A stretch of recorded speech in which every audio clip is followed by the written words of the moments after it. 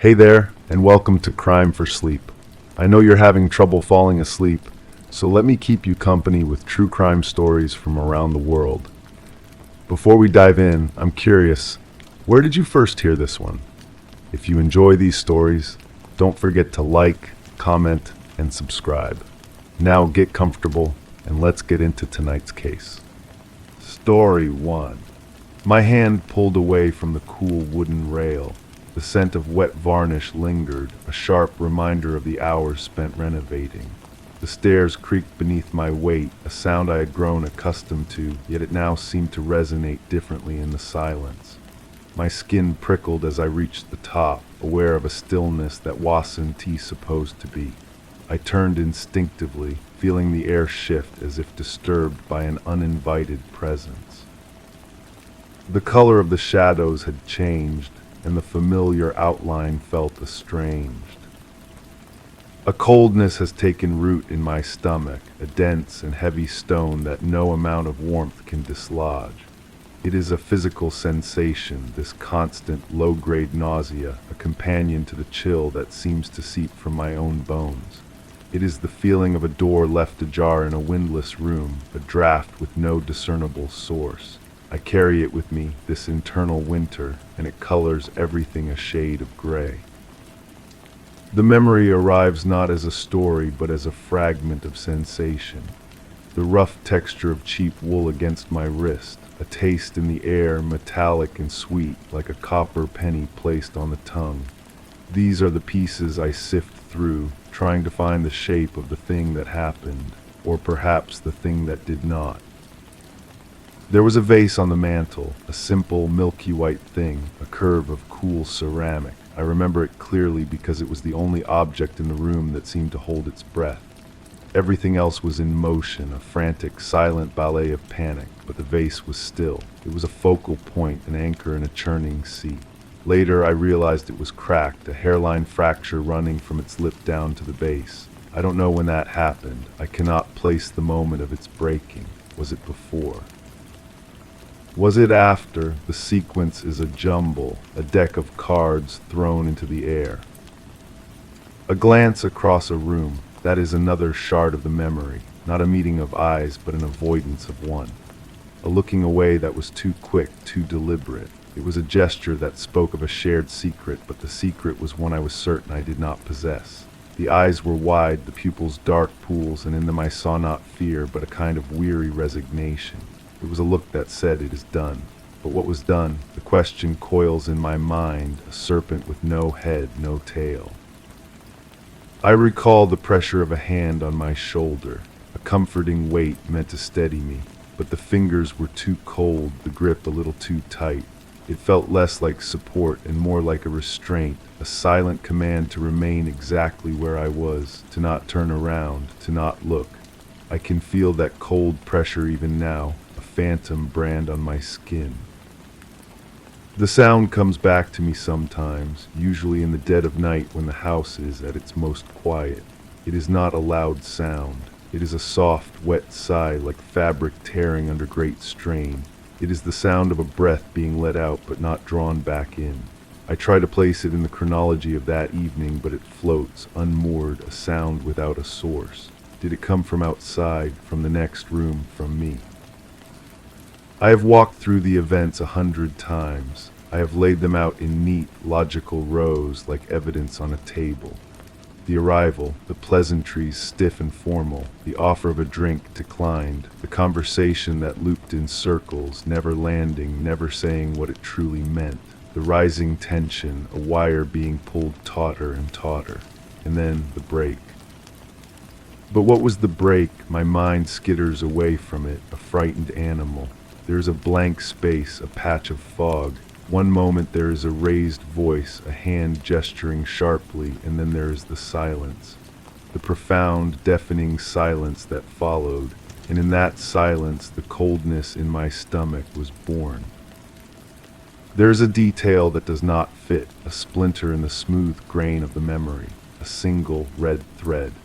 It was caught on the edge of the rug, a vivid slash of color against the muted brown. I stared at it for a long time, wondering where it could have come from. No one wore red that day. I am sure of it. I would remember. It was a day of grays and navies. So where did the thread come from? It is a question that seems small, insignificant, but it unravels everything. It is the loose thread on the sweater, and if I pull it, the entire garment may come apart in my hands. The logical part of my brain, the part that still fights for dominance, insists on order. It tells me that things happen for a reason, that cause precedes effect, but my memories refuse to obey this law. They exist in a fluid state, shifting and reforming. The raised voice belongs to one person, then to another. The expression on the face changes from anger to fear to something else entirely, something unreadable. The room itself seems to change dimensions, at times claustrophobically small, at others vast and echoing. I am obsessed with the point of fracture. I return to it again and again, trying to pinpoint the exact second when everything tipped over the edge. Was it a word, a gesture, a simple misunderstanding that spiraled into something irrevocable? Or was it something that had been building for a long time, a pressure cooker waiting to explode? The not knowing is a form of torture. It is a splinter under my fingernail, a constant, nagging pain.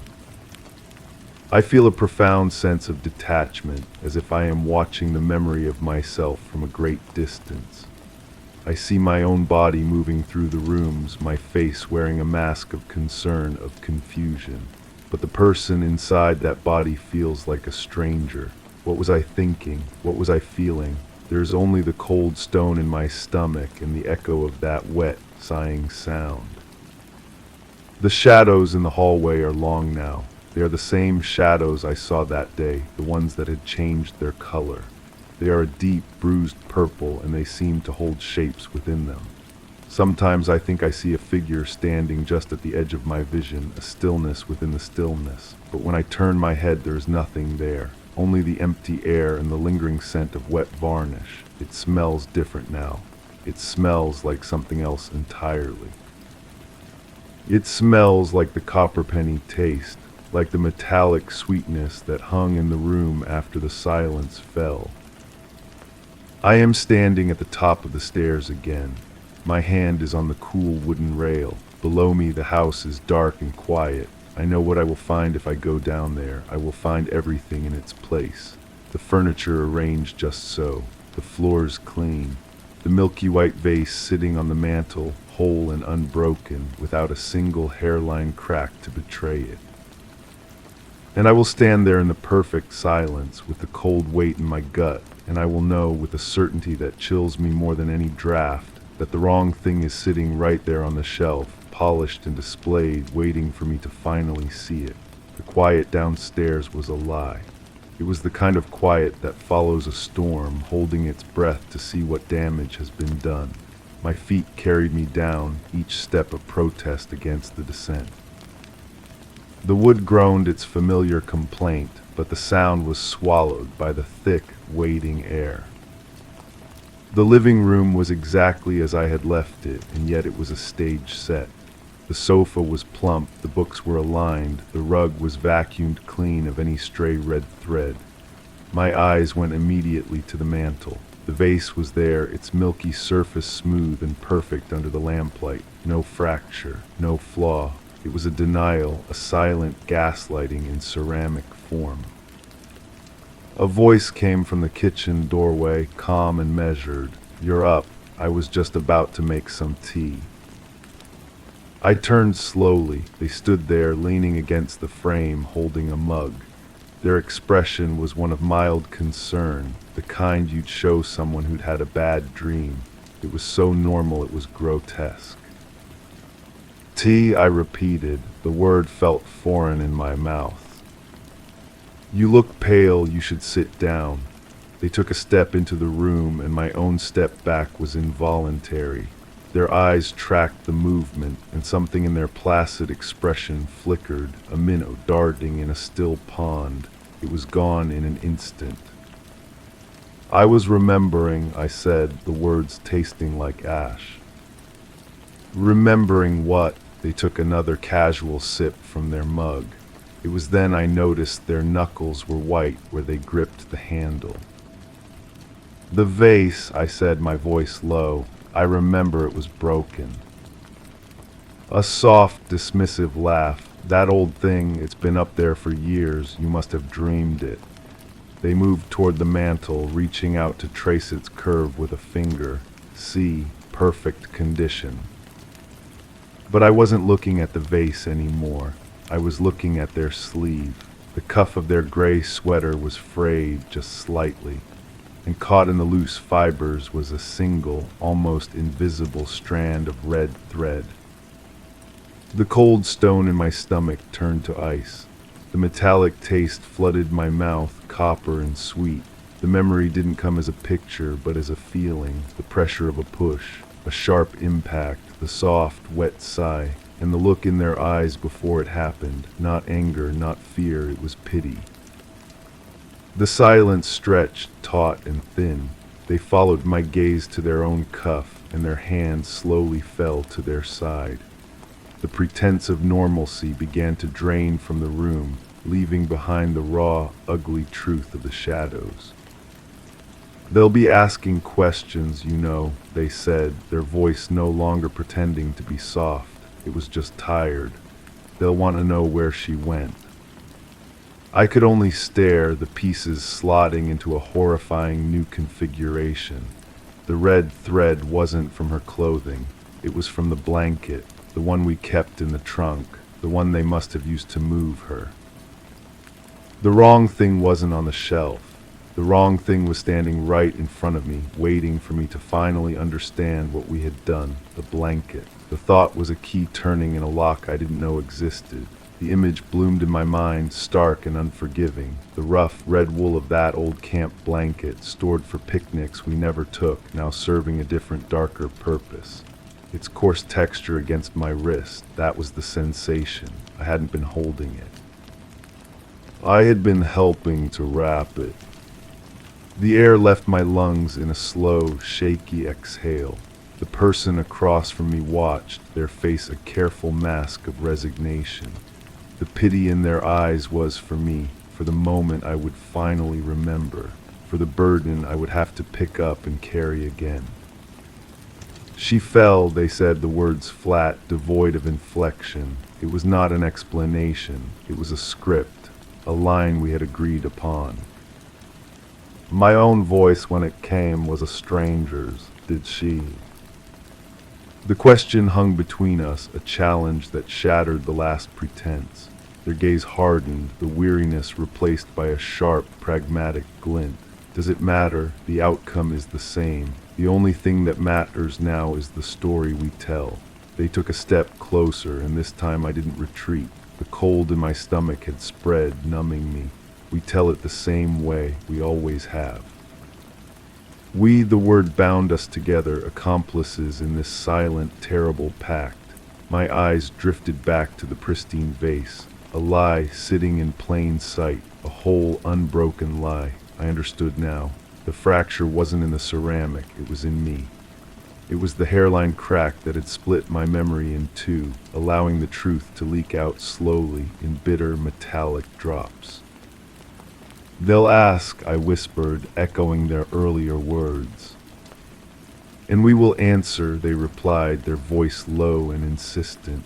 We were both here, we both saw. It was a tragic accident, a loose stair rod. She lost her balance. Their eyes locked onto mine, demanding compliance, demanding I step back into the role I had apparently agreed to play. "You remember the stair rod, don't you?" And I did. I remembered the sound of it pinging loose, a sharp metallic note that was the prelude to everything that followed. I remembered the look of shock on her face as her foot slipped. The memory was there, clean and simple, ready to be presented. A perfect, manufactured truth laid over the rotten core of the real one. I looked at my hands, they were clean. I looked at their hands, clenched around the mug. I saw the faint, faded bruise along their knuckle, a yellow-green shadow I had chosen not to notice before. The quiet of the house was no longer a lie. It was a seal, a shared silence that was heavier than any confession. I gave a single, slow nod. It was the smallest of movements, but it was everything. It was a signature on a contract written in shadows. They relaxed, the tension leaving their shoulders. "Good," they said, and turned back toward the kitchen. "I'll make that tea." I was left alone in the living room with the vase and the stairs and the memory of a fall that was not a fall. I walked to the mantel and reached out, my fingers hovering just above the smooth, cool surface. I could almost feel the crack that wasn't there, the fissure that ran through the story of our lives. From now on, every word would have to be chosen with care. Every glance would have to be measured. The coldness inside me was no longer a mystery. It was a tool. It was the thing I would need to survive the perfectly normal life we were going to pretend to live. The tea was too hot. It scalded my tongue, but I drank it anyway, welcoming the sharp physical pain. It was something real in a room that felt increasingly like a diorama. We sat in the two armchairs that faced each other, a low table between us. The silence was a third presence, dense and watchful. "They called today," they said, not looking at me, instead watching the steam curl from their own mug. "They're following up, routine," they said. My heart gave a single, hard thump against my ribs. What did you tell them? The story. They finally met my eyes. The only story. I said you were still very shaken, that the doctor advised rest. They were understanding. Of course they were. We were the grieving friends, the witnesses to a terrible accident. We were to be handled with care. The script was flawless. I took another burning sip of tea.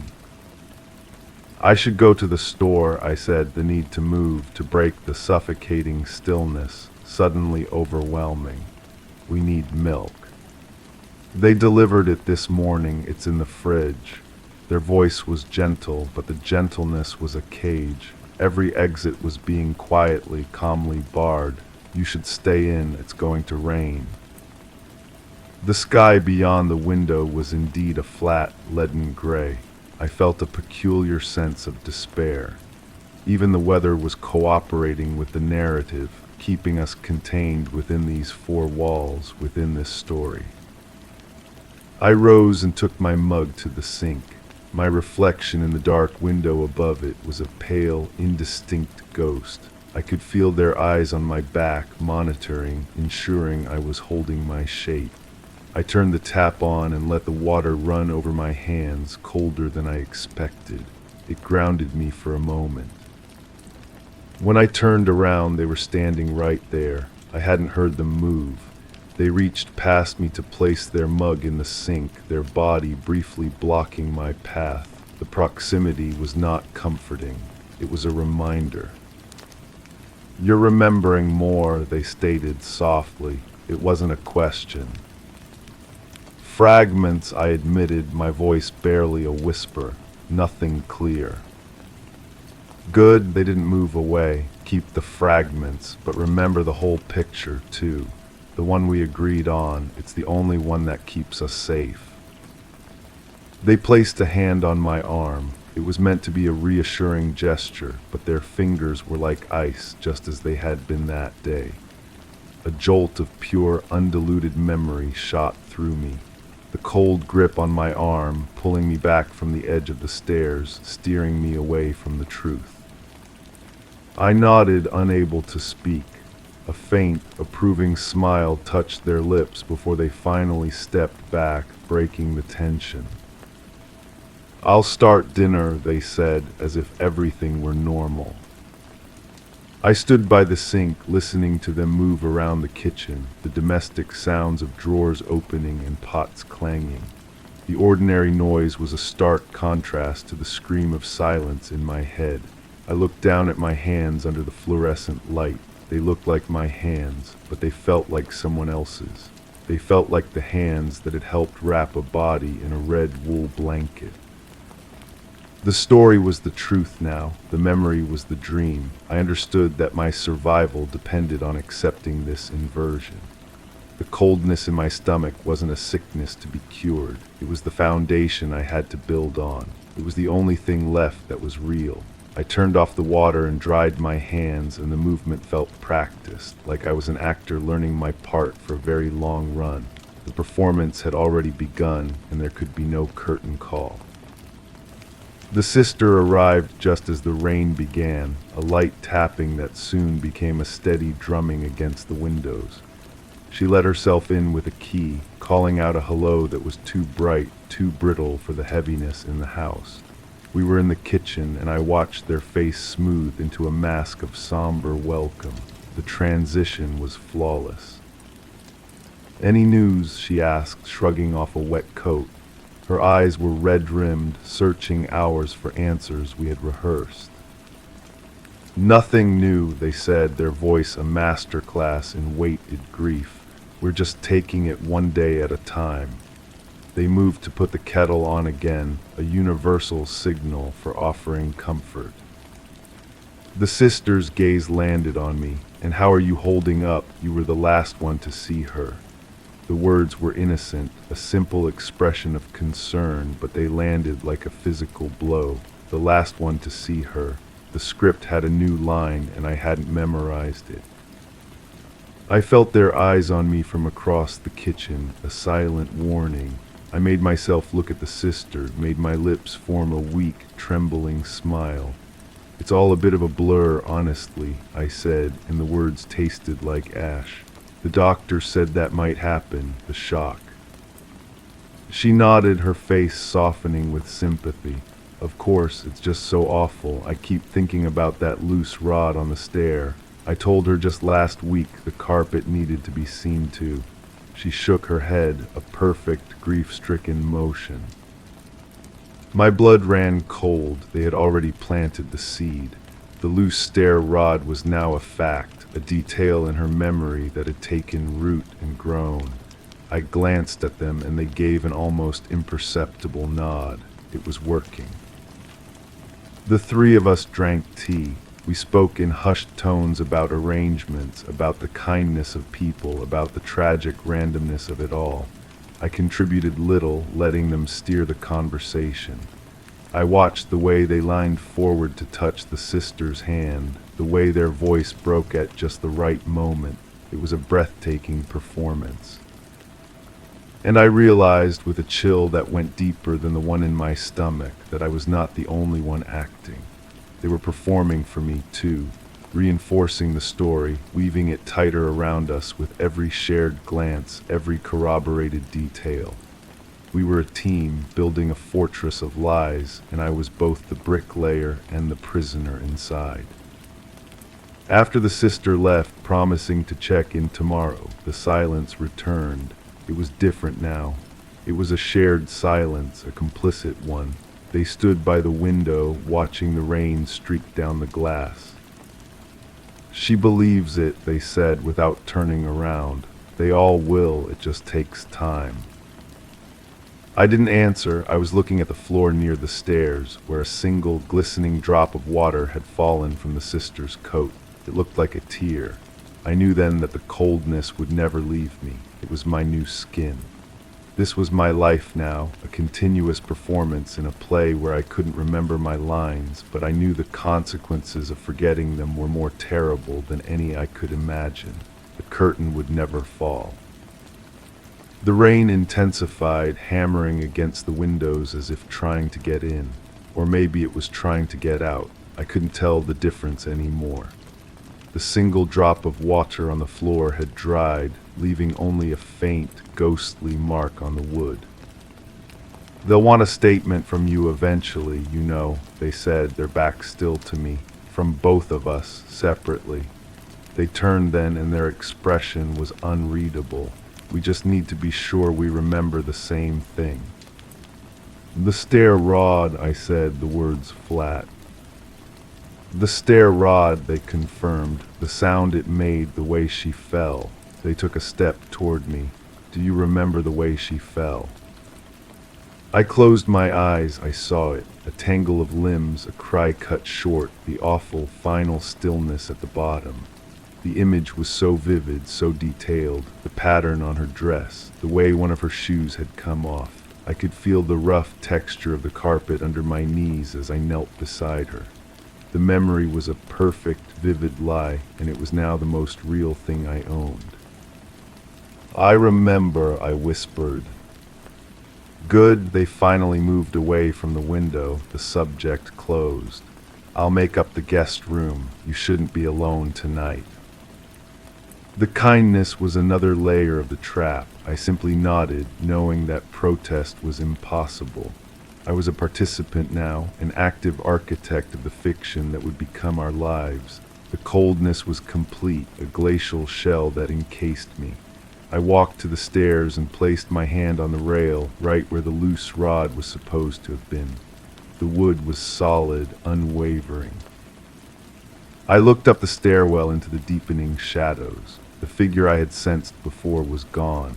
There was only me and the echo of a story that was still being written, one corroborated detail at a time.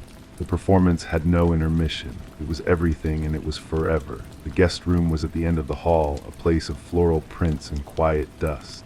They had put fresh sheets on the bed, a gesture that felt more like a ritual of control than one of care. I sat on the edge of the mattress, listening to the rain and the sound of them moving about in their own room across the hall. The house was a clock, and we were its two weights, swinging in opposite directions to keep the mechanism ticking. Sleep was a distant country. Every time I closed my eyes, I saw the fall, my fall, the one I had been told to remember. It played on a loop, each time gaining more clarity, more terrible detail. The grain of the wood on the stair rail, the specific chill in the air. The sound was the worst part, a wet, final thud that my mind manufactured with horrifying precision. A soft creak in the hallway made my eyes snap open. I held my breath, listening. There was only the rain, then the faint sound of their breathing just outside my door. They were standing there, listening to see if I was sleeping, listening to see if I was dreaming the wrong dream. I stayed perfectly still, a statue in the dim light, until I heard the gentle sigh of the floorboards as they moved away. The morning came gray and washed clean. The storm had passed, leaving the world looking new, which felt like a cruel joke. Downstairs, they were already dressed, toast on a plate, the newspaper folded neatly beside it. The performance of normality was back, more polished than ever. The sister called, they said, without looking up from spreading butter. The police would like to come by this afternoon to speak with us both. I gripped the back of a chair to steady myself. The coldness I had cultivated now felt thin, threatened by a surge of raw panic. Today. They're being thorough, it's standard. They took a bite of toast, their movements calm and precise. We will tell them about the stair rod. We will tell them how we found her. We will be consistent. I nodded, my throat too tight for words. The rest of the morning passed in a blur of small, meaningless tasks. I wiped already clean counters. I rearranged books on a shelf. I looked at the vase and saw only a lie I had agreed to protect. When the doorbell rang, the sound was like a gunshot in the silent house. They answered it, their voice a low, respectful murmur as they let the two officers in. They were polite, their voices soft, their eyes missing nothing. We sat in the living room. They took the lead, speaking with a measured sadness that was utterly convincing. They talked about the loose rod, the terrible accident, the shock. I kept my eyes on my hands, folded in my lap, and nodded at the appropriate moments. Then one of the officers turned to me. "And you, ma'am, you were the last one to see her before the fall." The question hung in the air. I felt their gaze on me, a physical pressure. I made myself look up, meet the officer's kind, expectant eyes. I saw the notepad in his hand, ready to record my version of the truth. I took a breath and the words came out, smooth and hollow as the vase on the mantel.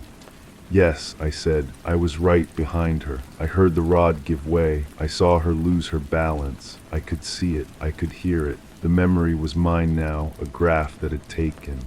I tried to reach for her, but it was too late. The officer nodded, his face a mask of professional sympathy. He wrote something down. They asked a few more gentle questions, and I answered each one, my voice steady, my story perfectly aligned with the one they had crafted. When the officers left, offering their condolences one last time, the door closed with a quiet, final click. We stood in the hallway, alone again. The silence was different, it was settled. The story was no longer just ours. It was official, it was fact. They didn't look at me, they simply walked back into the living room and picked up the newspaper. The performance was over for now. There was no approval, no acknowledgement of my compliance. It was simply expected. I had passed the test, and in doing so I had sealed my own fate. The truth was buried, and I was the earth that covered it. There was nothing left now but the long, quiet life of the lie. The silence stretched, thick and heavy as the fog outside the window. I watched their hands, the ones that had spread butter and turned newspaper pages, now resting inert on the knees of their trousers. There was no victory in their posture, no relief, only a profound and watchful stillness. The performance was not over. It had merely entered a new, endless act. I moved to the sink, needing to do something with my hands. The breakfast dishes were there. I ran the water too hot, the steam clouding the window and hiding the world outside. I picked up a teacup, the one they had used. It was plain white porcelain, simple and sturdy. My fingers traced its smooth curve. And then, without warning, the cup slipped from my soapy hand. It hit the edge of the stainless steel sink with a sharp, high crack. It did not shatter. A single, clean fragment broke away and skittered across the counter before clattering to the floor. The sound was catastrophic in the sealed quiet of the house. I froze, my breath caught in my throat. I could feel them behind me, their stillness now a focused, radiating intensity. I did not turn around. I simply stared at the broken piece of china on the tiles, a white crescent against the dark wood. After a long moment, I heard the rustle of the newspaper being set aside. I heard their footsteps approach, slow and deliberate. They stopped beside me, their eyes on the damage. I finally found my voice, a thin, strained thing. It was an accident. They were silent for a beat longer than was comfortable. Then they knelt, their movements economical and precise. They picked up the fragment, holding it between thumb and forefinger, examining the clean, new edge. Of course it was, they said, their voice devoid of any emotion at all. They stood and placed the broken piece on the counter next to its mother cup. These things happen. They turned and walked to the cupboard, taking down a fresh roll of tape. They did not get the dustpan. Instead, they carefully fitted the fragment back into place on the cup, holding it there with one hand while the other tore a strip of tape with their teeth.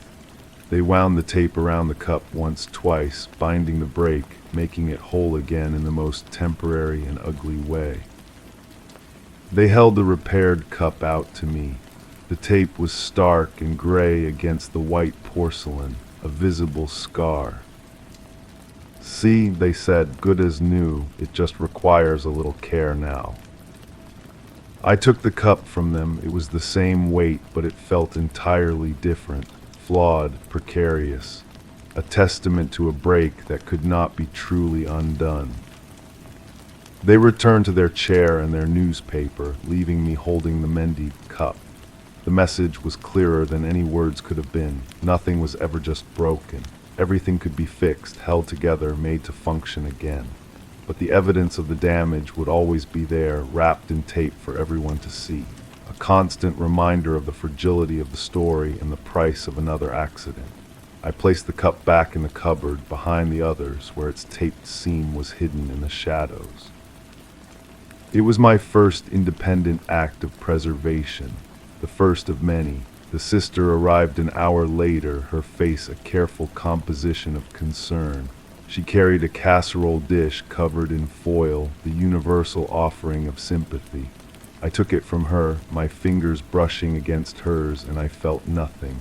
The cold had reached my extremities. "I thought you could use a proper meal," she said, her eyes scanning my face for cracks. "You look pale." "They're not sleeping well," they said from behind me, their hand coming to rest on my shoulder. The touch was a brand, a claim. "It's been a difficult adjustment." The sister nodded, her expression softening. "I can only imagine." She stepped further into the house, her gaze drifting around the room, and I saw her notice the taped cup in the drying rack by the sink. Her eyes lingered on it for a fraction of a second too long, a tiny frown creasing her brow before she smoothed it away. I felt a jolt of pure terror. It was a mistake leaving it out, a flaw in the performance. But they were already speaking, their voice a gentle, explanatory murmur. A clumsy moment this morning. It was my grandmother's, sentimental value, you know. I couldn't bear to just throw the pieces away. The sister's face cleared instantly, filled with understanding. "Of course, it's the little things that hurt the most, isn't it? The everyday objects that remind you." She looked at me with a new depth of pity. "You must feel surrounded by ghosts." I managed a weak, grateful smile, the expression feeling like a poorly fitted mask. "Yes," I whispered, "everywhere." We sat with tea she had made, using the unchipped cups. The conversation was a soft, mournful hum about the funeral arrangements, the flowers, the weather. I contributed where I was expected to, my lines delivered with a hollow accuracy that seemed to satisfy everyone. I was an echo of their narrative, and echoes don't have opinions. When she left, promising to return the next day, the silence she left behind was absolute. They locked the door behind her and turned to me. The placid kindness was gone from their face, replaced by something colder and more calculating. "That was too close," they said, their voice low and even. "The cup, you need to be more careful. Every detail matters." "I'm sorry," I said, the apology automatic. "It was an accident." "The world is full of accidents," they replied. "We can't afford any more of them." They walked to the drying rack and picked up the taped cup. They held it for a moment, then without any change in expression, they opened the cupboard under the sink and dropped it into the trash. The sound of it landing on other debris was final.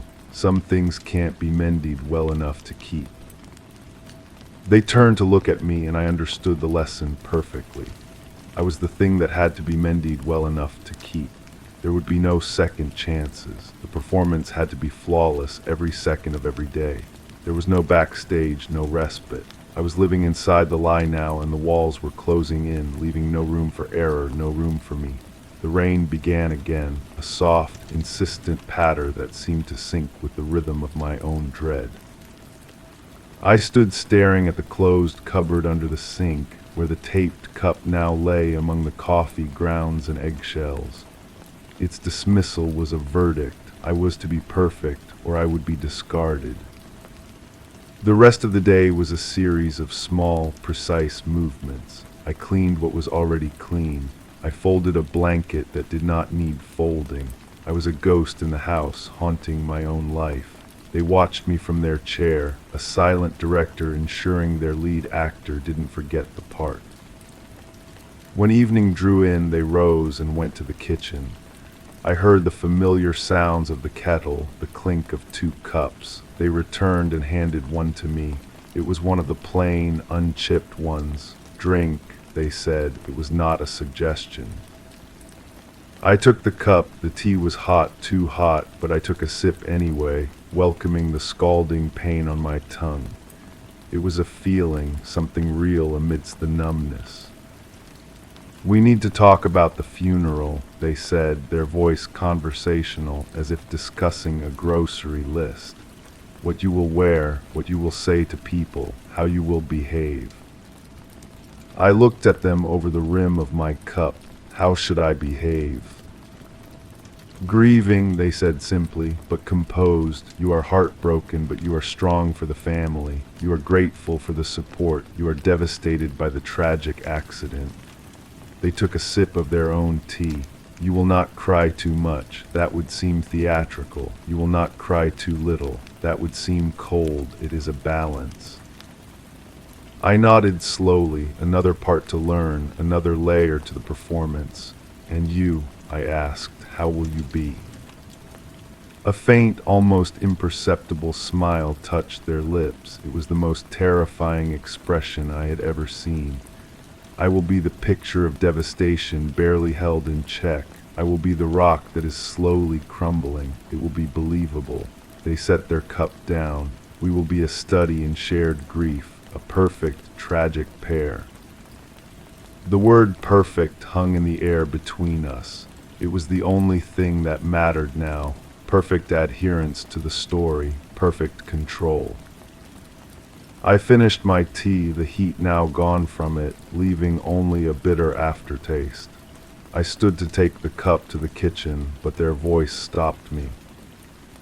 "Leave it." I set the cup back down on the table. They were still watching me, their eyes missing nothing. "Get some rest," they said. "Tomorrow will be a long day. The florist is coming in the morning and the vicar in the afternoon." I turned and walked toward the stairs. Each step felt heavier than the last. As I placed my hand on the banister, my eyes were drawn to the bottom step, to the spot where she was meant to have fallen. The carpet was pristine, showing no evidence of the violence it had supposedly witnessed. I climbed the stairs to the guest room and closed the door behind me. I didn't turn on the light. I stood in the dark, listening to the house settle, listening to their quiet movements downstairs. I was a prisoner in a play with only one act, and tomorrow the audience was coming, and I had to give the performance of my life. The morning of the funeral arrived, a day of polished silver and hushed voices. I put on the black dress they had laid out for me. It was a little too big, and I wondered briefly who it had belonged to before.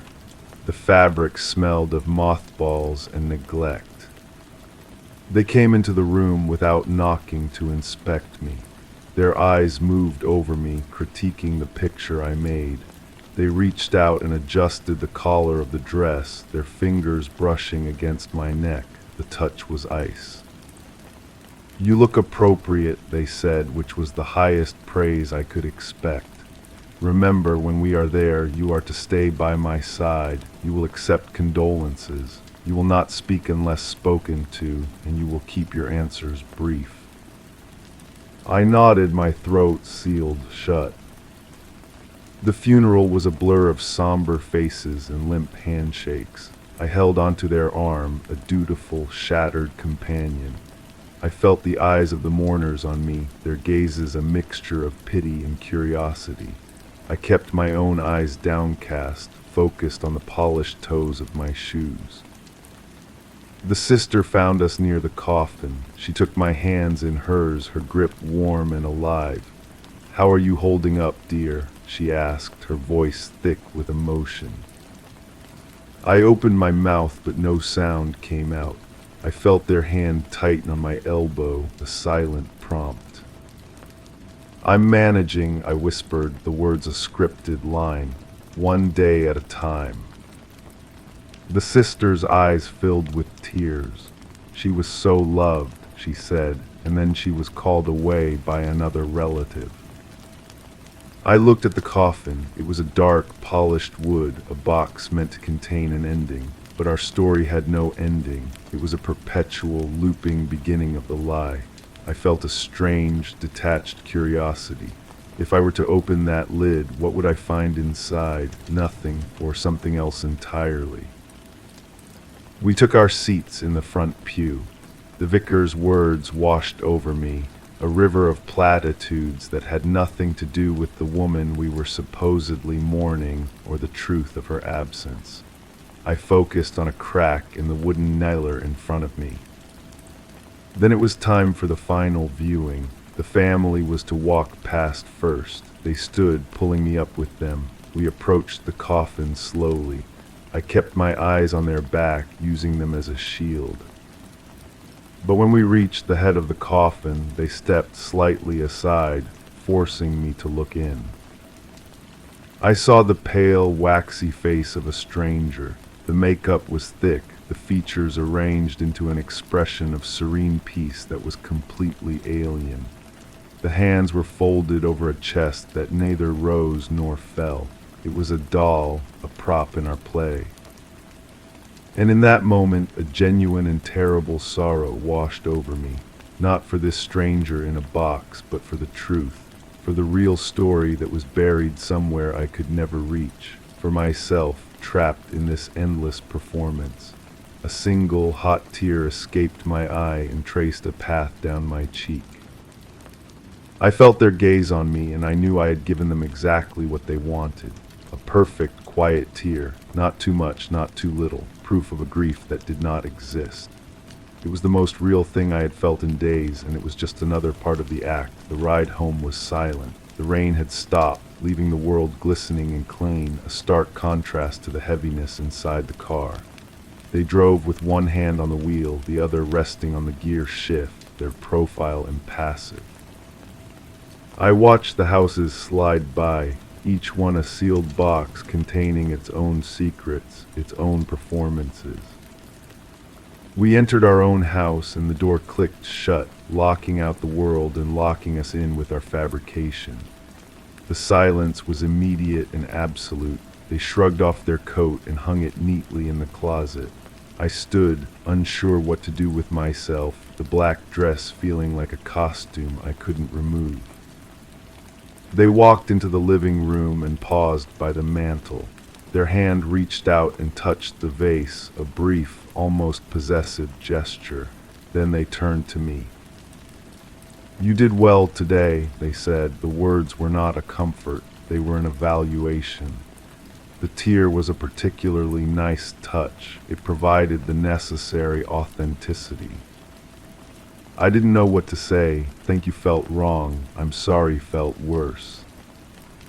They moved to the liquor cabinet and poured 2 fingers of amber liquid into a glass. They did not offer me any. The sister believed it. They all did. They took a sip. "It's over now." But it wasn't over. It would never be over. This was our life now. This house, this story, this careful dance around the truth. I was an accomplice to a crime no one was investigating, a keeper of a secret that was growing roots inside me, twisting around my bones. I finally found my voice, a dry rustle. "What happens now?" They looked at me, and for the first time I saw something like genuine contemplation in their eyes. "Now," they said, setting the glass down with a soft click, we live our lives as the grieving, respected household. We tend the garden, we accept dinner invitations, we become a part of the scenery. In time, people will stop watching so closely. In time, it will simply be the truth." They walked towards the stairs, leaving me standing alone in the middle of the room. They paused on the bottom step, their hand resting on the same banister I had examined the night before.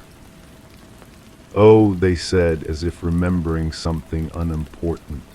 "I took the liberty of having a carpenter come tomorrow to fix that loose stair rod. We can't have any more accidents, can we?" Then they continued up the stairs, leaving me in the silent, perfect house. I looked at the step, knowing the rod wasn't loose, knowing it never had been. The repair would be one more layer of the truth, one more nail in the coffin of what really happened. I was alone with the vase, the stairs, and the lie, and I understood that my life had become a monument to a fiction, and I was its sole, silent caretaker. Story 2. The gentle hum of the refrigerator underscored the morning silence as sunlight filtered through the lace curtains. casting intricate patterns across the floor.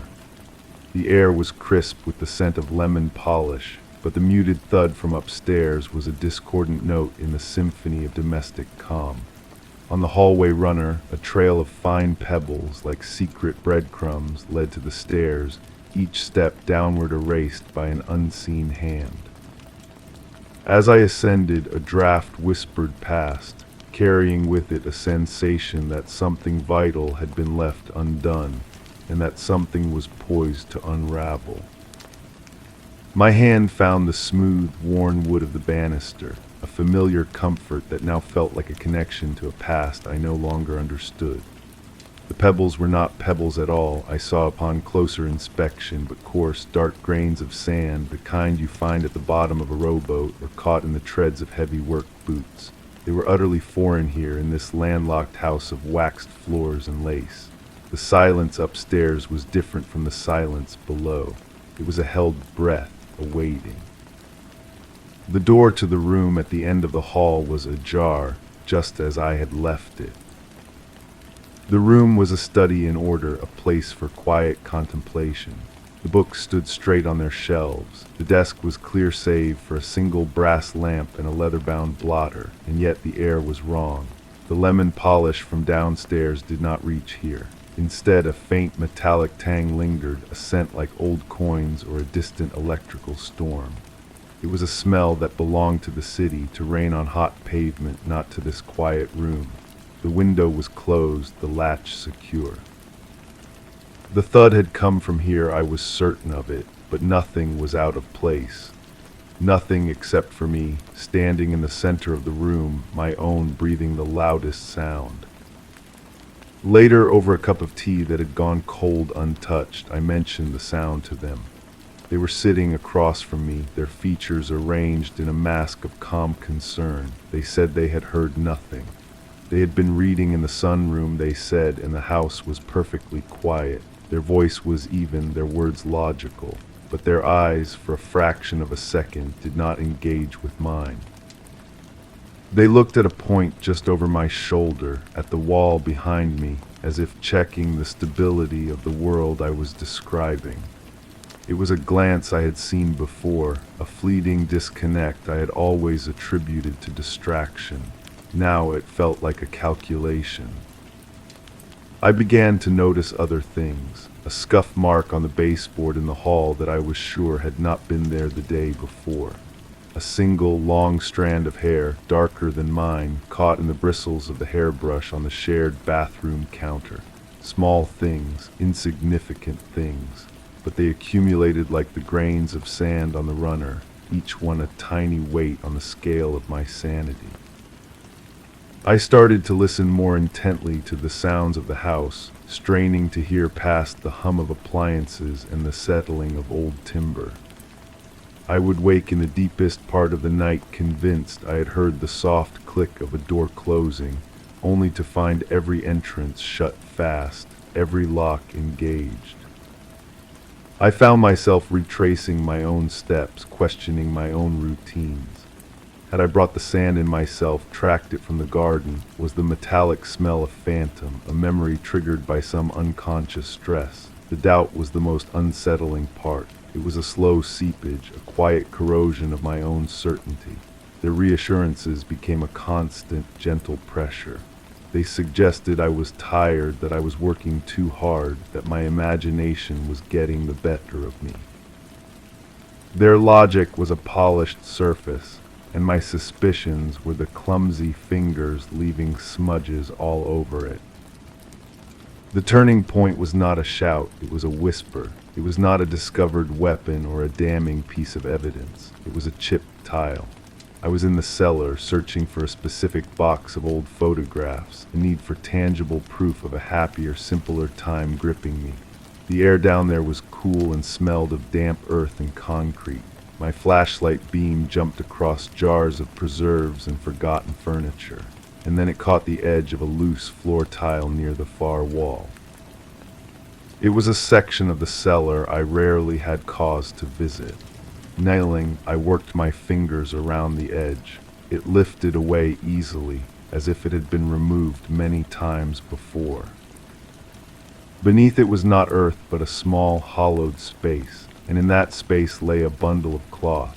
My heart was a frantic drum against my ribs. This was it, the answer, the proof. With trembling hands I unfolded the cloth. It was a work shirt, heavy and faded, and it was stiff in places, stiff with a substance that had dried to a dark, rusty brown.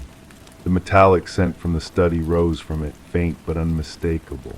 But it was the sight of the shirt itself that stopped my breath. It was theirs. I had bought it for them myself years ago. I remembered the feel of the fabric, the particular shade of blue, the way the collar was slightly asymmetrical. I did not scream, I did not run. I sat back on my heels on the cold cellar floor, the shirt lying in my lap like a sleeping animal. The world did not shatter, it simply reconfigured itself into a new, more horrifying shape. Every kind word, every gesture of concern, every logical explanation now took on a different hue. They were not reassurances, they were manipulations. The careful calm was not peace, it was control. The gaze that avoided mine was not distraction. It was a conscious effort to build a reality where I was the unstable one, the one who heard things, who imagined things. I was not a partner, I was a project, a problem to be managed, a story to be contained. I placed the shirt back in its hiding place. I replaced the tile. I climbed the stairs, each step heavier than the last. When I emerged into the kitchen, they were there, humming softly while preparing a meal. They looked up and smiled, a perfect picture of domestic tranquility. Their eyes met mine, and this time they held my gaze. They asked if I had found what I was looking for. I said that I had not. My voice sounded far away, calm. The lie came effortlessly, a necessary tool for survival. I understood then that the crime was not a single act of violence I had somehow missed. The crime was the atmosphere. It was the slow, patient construction of a cage made of my own doubt. The guilty party was in the room with me, smiling, and the investigation was not about what had happened, but about what was happening right now in the silent space between our words. The truth was not a thing to be discovered, but a poison I had already swallowed. The unraveling was not poised to begin. It was already complete, and the only thing left to do was to decide how long I could pretend not to see the threads scattered all around my feet. I looked at their hands, at the way they deftly sliced a tomato, the knife moving with a steady, practiced rhythm. I saw no tremor, no flicker of the secret they kept. My own hands felt numb, detached from my body. I moved to the sink, pretending to wash the cellar's dust from them, the cool water a shock against my skin. The question hung in the air, simple and lethal. Had I found what I was looking for? They meant the photographs. I had found something else entirely. The normalcy of the scene was a stage set, and I was the only audience member who knew the play was a tragedy. Yes, I said again, my voice finding a strange, steady register I didn't recognize as my own. Just some old tax records, nothing important. I dried my hands on a towel, focusing on the mundane texture of the cotton. They nodded, their smile not faltering. You work too hard, they said, their tone dripping with a concern that now felt like a narcotic, something designed to put me to sleep. You should rest. Let me finish this.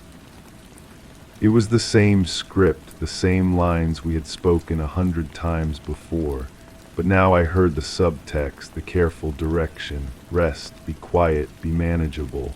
I nodded, a slow, deliberate movement, and turned to leave the kitchen. As I did, my eyes swept over them one more time, a covert search for a crack in the performance. And I saw it, a tiny thing, almost nothing. The collar of their shirt was tucked unevenly, a small triangle of fabric bent inward. It was the same kind of careless detail they would have immediately corrected on me, a point of gentle teasing about my lack of attention. But on them it was a flag, a sign that their focus was elsewhere, that the effort of maintaining the fiction was requiring all their concentration. They were not perfect. The facade had a flaw. I walked out of the kitchen and into the living room, my steps measured. I did not go upstairs. I sat on the sofa, picking up a book from the side table. I held it open on my lap, but the words were just black marks on a page. My mind was racing, plotting the contours of this new, terrifying landscape. I was a prisoner, but my jailer did not know I had found the key. The balance of power had shifted in the silence of the cellar. They believed I was still blind, still pliable. That was my only advantage. The rest of the day passed in an excruciating pantomime. I drank the tea they brought me. I made conversation about trivial things. I laughed at the right moments, a hollow sound that echoed in my own ears. I was a ghost in my own home, observing the life I had thought was mine. Every gesture, every word from them was now a subject for analysis. I was mapping the architecture of the lie I was living in. When night fell, I went to bed early, pleading the tiredness they had already diagnosed for me. They kissed my forehead, a dry, brief touch. Sleep well, they whispered. The words felt like a threat. I lay in the dark, eyes wide open, listening to the house. The hum of the refrigerator, the creak of the floorboards as they moved about downstairs. I waited for the click of a lock, the whisper of a secret phone call, any sound that would betray the truth. But there was only the quiet. I realized the investigation was no longer about the past, about the shirt and the stain. It was about the future. It was about how I would get out. The performance had to continue, but now it was my performance, and it had to be perfect. My every breath was a line in a play where the stakes were my very life. The morning arrived not with a gentle dawn, but with the same relentless, polished normalcy. I dressed in clothes they had laid out for me, a soft sweater and comfortable trousers, an outfit chosen for a docile day at home. I ate the breakfast they prepared, each bite of toast like sawdust in my mouth. My performance was a fragile thing, a soap bubble that could pop with one wrong word. They mentioned a trip to the market, a mundane errand that suddenly felt like a reprieve. I need to make a list, they said, turning toward the notepad by the phone. In that moment, their back to me, I let my eyes dart around the kitchen, searching for anything, a weapon, a tool, a forgotten set of car keys. My gaze landed on the knife block. The handle of the chef's knife, the one they had used to slice the tomato, was protruding slightly. My heart hammered against my ribs. It was an opportunity, a variable they hadn't controlled. As they scribbled on the pad, humming that same soft tune, I moved with a silence I didn't know I possessed. I drifted to the counter, my hand brushing against the cool, worn wood. My fingers curled around the handle. It was heavy, solid, a real thing in a world of illusions. Just a quick, smooth motion, and it was concealed within the wide sleeve of my sweater, the cold steel a shocking brand against my skin. The weight of it pulled at my arm, a constant, grim reminder of what I had done, of what I might have to do. They turned around, list in hand, their smile never wavering. "Ready?" they asked. I nodded, my arm held carefully at my side. The knife felt like it was screaming its presence into the quiet room, but they noticed nothing. Their perception, I understood now, was limited to the narrative they had written. A nervous, tired partner did not steal knives. They saw only what they expected to see. The drive to the market was a study in quiet torture. Sunlight streamed through the car windows. They talked about the garden, about the roses that were beginning to bloom. I made sounds of agreement, my right hand resting on my thigh, my left arm cradled in my lap, keeping the hidden blade steady and still. I watched their hands on the steering wheel, capable and calm, and I wondered what those hands had done. The question was no longer abstract. It was a physical pressure against my wrist. We parked, they killed the engine and turned to me. "I'll just be a moment," they said. "You look pale. Wait here, rest." It was an order disguised as kindness, a way to keep me contained, passive in the car. They leaned over to kiss my cheek, and as they did, their body blocked the view from the windshield. Their free hand, the one not holding the list, came to rest on my knee. It was a possessive gesture, a claiming. The smile was still on their face, but their eyes were flat and hard like stones at the bottom of a river. In that fraction of a second, the performance dropped, and I saw the sheer, unadorned will to control. It was the most honest moment we had shared in months. Then it was gone. They were pulling away, the concerned partner once more. They got out of the car and walked toward the market entrance, a picture of ordinary errand running. I watched them go, my blood running cold. The shape of the knife was a hard line against my arm. I knew with a certainty that was as deep and cold as the cellar floor that I could not go back into that house. The performance was over. The curtain had to fall. My hand closed around the knife handle, pulling it from my sleeve. I looked at the ignition. The keys were gone. Of course they were. They had thought of everything, but they had not thought of this. They had not thought I would break the script so completely. I opened the car door and stepped out into the bright, noisy parking lot. The sun was warm on my face. People pushed carts past, arguing about groceries, laughing on their phones. The ordinary world was bustling all around me, a lifeboat I had to reach. I did not run. I walked with purpose, the knife held tight against my leg, concealed by the fold of my sweater. I was moving toward the busy road at the edge of the lot, toward the stream of traffic that led away from here. Each step was a decision. Each step was a fracture in the perfect world they had built for us. I did not look back. I knew they would be emerging from the market soon. I had to be gone before the next act began. The pavement was hot under my thin shoes, a stark contrast to the cool, controlled air of the car. Each car that passed was a potential escape, a blur of faces that didn't know me, that couldn't possibly be part of their design. The sound of the traffic was a roar, a beautiful, chaotic noise that drowned out the memory of the house's quiet hum. I kept my head down, my hair falling across my face like a curtain, my grip on the knife a secret pact with myself. A horn blared, sudden and close. I flinched, my heart leaping into my throat. I hadn't been looking, lost in the terrifying calculus of my flight. A delivery truck had swerved to avoid me, the driver shouting something I couldn't hear over the blood pounding in my ears. The moment of shock passed, and with it the last vestige of hesitation. I started to run, not a panicked sprint, but a determined, steady jog, weaving through the parked cars toward the sidewalk. I risked one glance back. The market doors slid open and they stepped out, a reusable bag in one hand, a bunch of green kale visible at the top. They were scanning the parking lot, their expression first confused, then sharpening into something else entirely.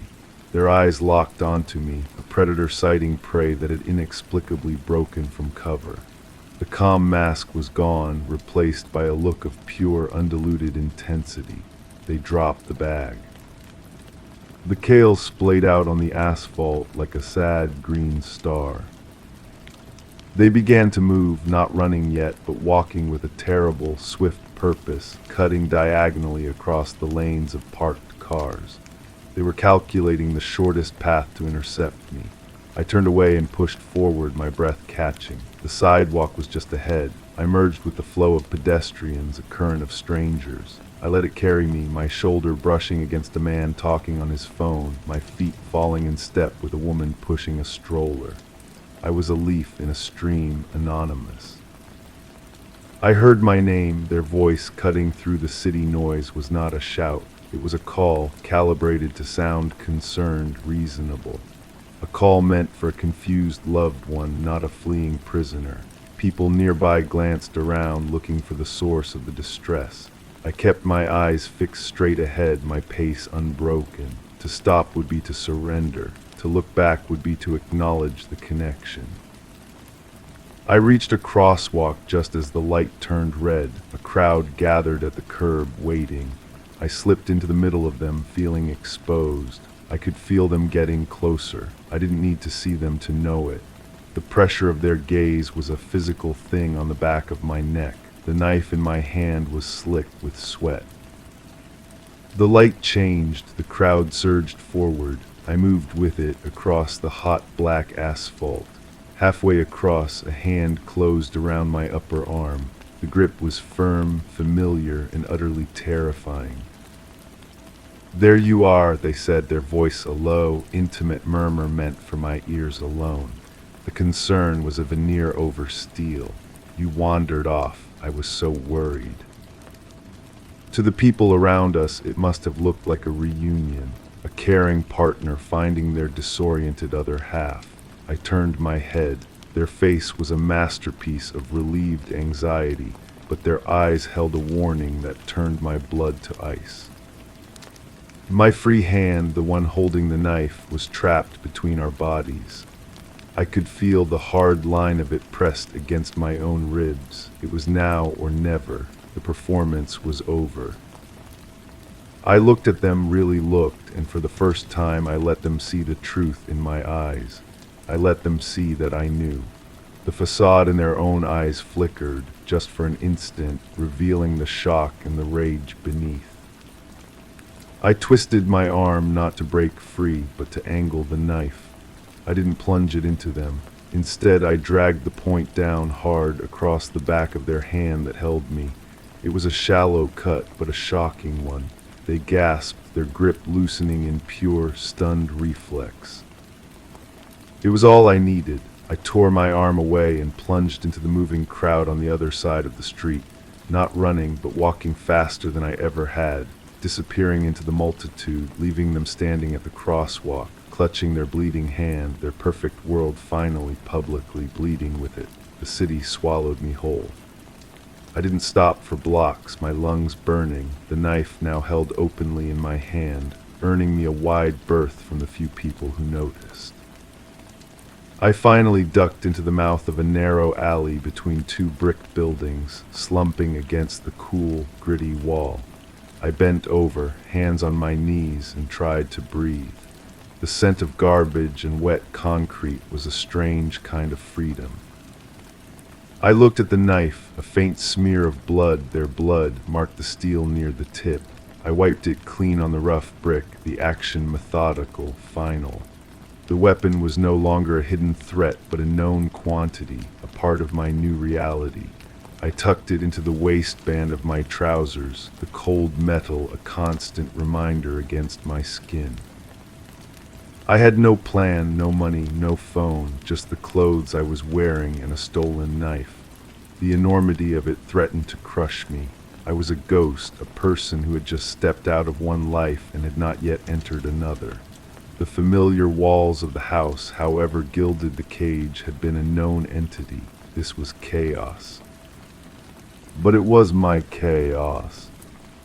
I pushed myself away from the wall and walked to the end of the alley, peering out onto a quieter street. A bus hissed to a stop at a corner, its doors folding open. Without thinking, I moved toward it, climbing the steps and muttering to the driver that I had lost my pass. He waved me on with an impatient hand, his attention elsewhere. I found a seat near the back and watched the city slide by the window. Every face that looked remotely like theirs sent a jolt of ice through my veins. Every reflection in the glass was a potential threat. I knew they wouldn't give up. The public display, the cut, the defiance, it was an unraveling they could not allow. Their entire world depended on my compliance, on the story of my instability. Now I was out in the world, armed with the truth and a knife, and that made me the most dangerous thing imaginable to them. The bus rolled on, carrying me farther from the market, from the house, from them. I didn't know where it was going, and for the moment I didn't care. The motion was enough. The decision had been made back at that crosswalk. The only direction that mattered was away. The rest, the what and the where and the how, would have to come later. For now I was just moving, a single thread that had finally pulled itself free from the tapestry. The bus eventually terminated its route in a part of the city I didn't recognize, a neighborhood of faded laundromats and discount stores with signs in languages I couldn't read. I got off, the knife a cold comfort under my sweater. The sun was lower in the sky now, casting long shadows. The chill in the air was no longer just from fear. I needed to get off the street. I needed to think. A small public park, little more than a square of tired grass and a few benches, offered a semblance of shelter. I chose a bench partially hidden by a large, overgrown shrub and sat down, my body trembling with adrenaline and exhaustion. The sounds of the city were different here, less frantic, more residential. A woman on a neighboring bench tossed crumbs to a cluster of pigeons. She glanced at me, her eyes lingering for a moment too long on my empty hands, my probably wild expression. I looked away, pulling my sleeves down over my hands. Every casual glance felt like a searchlight.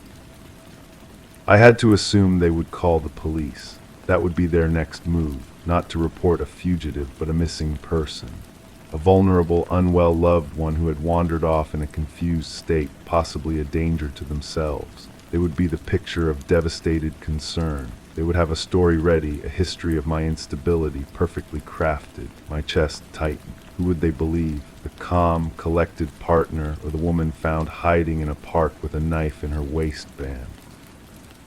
The thought was a trap, and I forced myself out of it. I couldn't think about that yet. Survival first, then proof. As dusk began to settle, turning the sky a deep purple, the woman with the pigeons left. The park emptied. The streetlights flickered on, casting a weak orange glow. The cold became a real physical problem. My sweater was not enough. I stood up, my joints stiff, and started walking again with no destination, just a need to keep moving to generate warmth.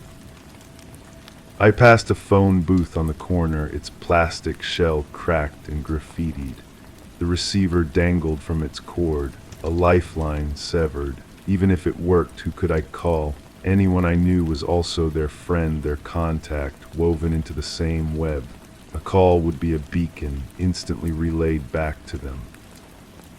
I was truly alone. A small convenience store buzzed with fluorescent light further down the street. The glow was almost hypnotic. I had no money, but I needed to get inside just for a moment to feel walls around me again. The bell above the door jingled as I entered. The air was warm and smelled of stale coffee and processed meat. The clerk behind the counter, a young man with tired eyes, looked up from his phone. He gave me a slow, appraising look that made my skin crawl. I drifted toward the back, pretending to browse the shelves of canned soup and instant noodles. My reflection in the glass of a freezer door startled me. I looked like a ghost, pale and wide-eyed, my hair a mess. I heard the clerk clear his throat. "You gonna buy something, miss?" His tone wasn't hostile, just bored. I shook my head, my voice a dry rustle, just looking. I turned to leave, my hand going to the door handle.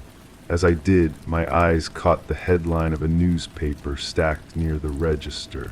It was the local metro section, and below the fold, a smaller headline made my blood run cold. Police search for missing local woman. There was no picture yet, but the description would be next. I pushed the door open and stumbled back out into the cold night, my heart hammering. It had already begun. The story was being written without me. I started to walk faster, then broke into a run, turning down the first dark alley I could find, my breath coming in ragged gasps that sounded too loud in the silence. The game had changed. I was no longer just running from them. I was running from everyone. The dog's low growl was a vibration in the damp air. It backed away, its tail tucked, and then it turned and vanished into the darkness at the other end of the alley. I was alone again, but the animal's fear was contagious.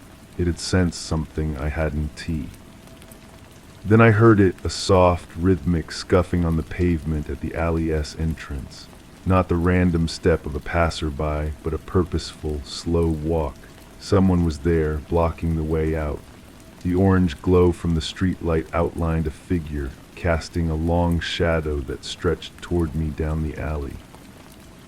I pressed myself deeper into the niche, the rough brick scraping my back. My fingers found the handle of the knife, pulling it free from my waistband. The metal was warm from my skin. The footsteps came closer, unhurried, confident. They knew I was here. This wasn't a search, it was an approach. I held my breath, trying to make myself small, to become part of the wall. The humming started then, soft and barely audible. It was the same tune they had hummed in the kitchen while making the list, the same tune that had been the soundtrack to my captivity. It was a message, a reminder. You can run, but my song will always find you.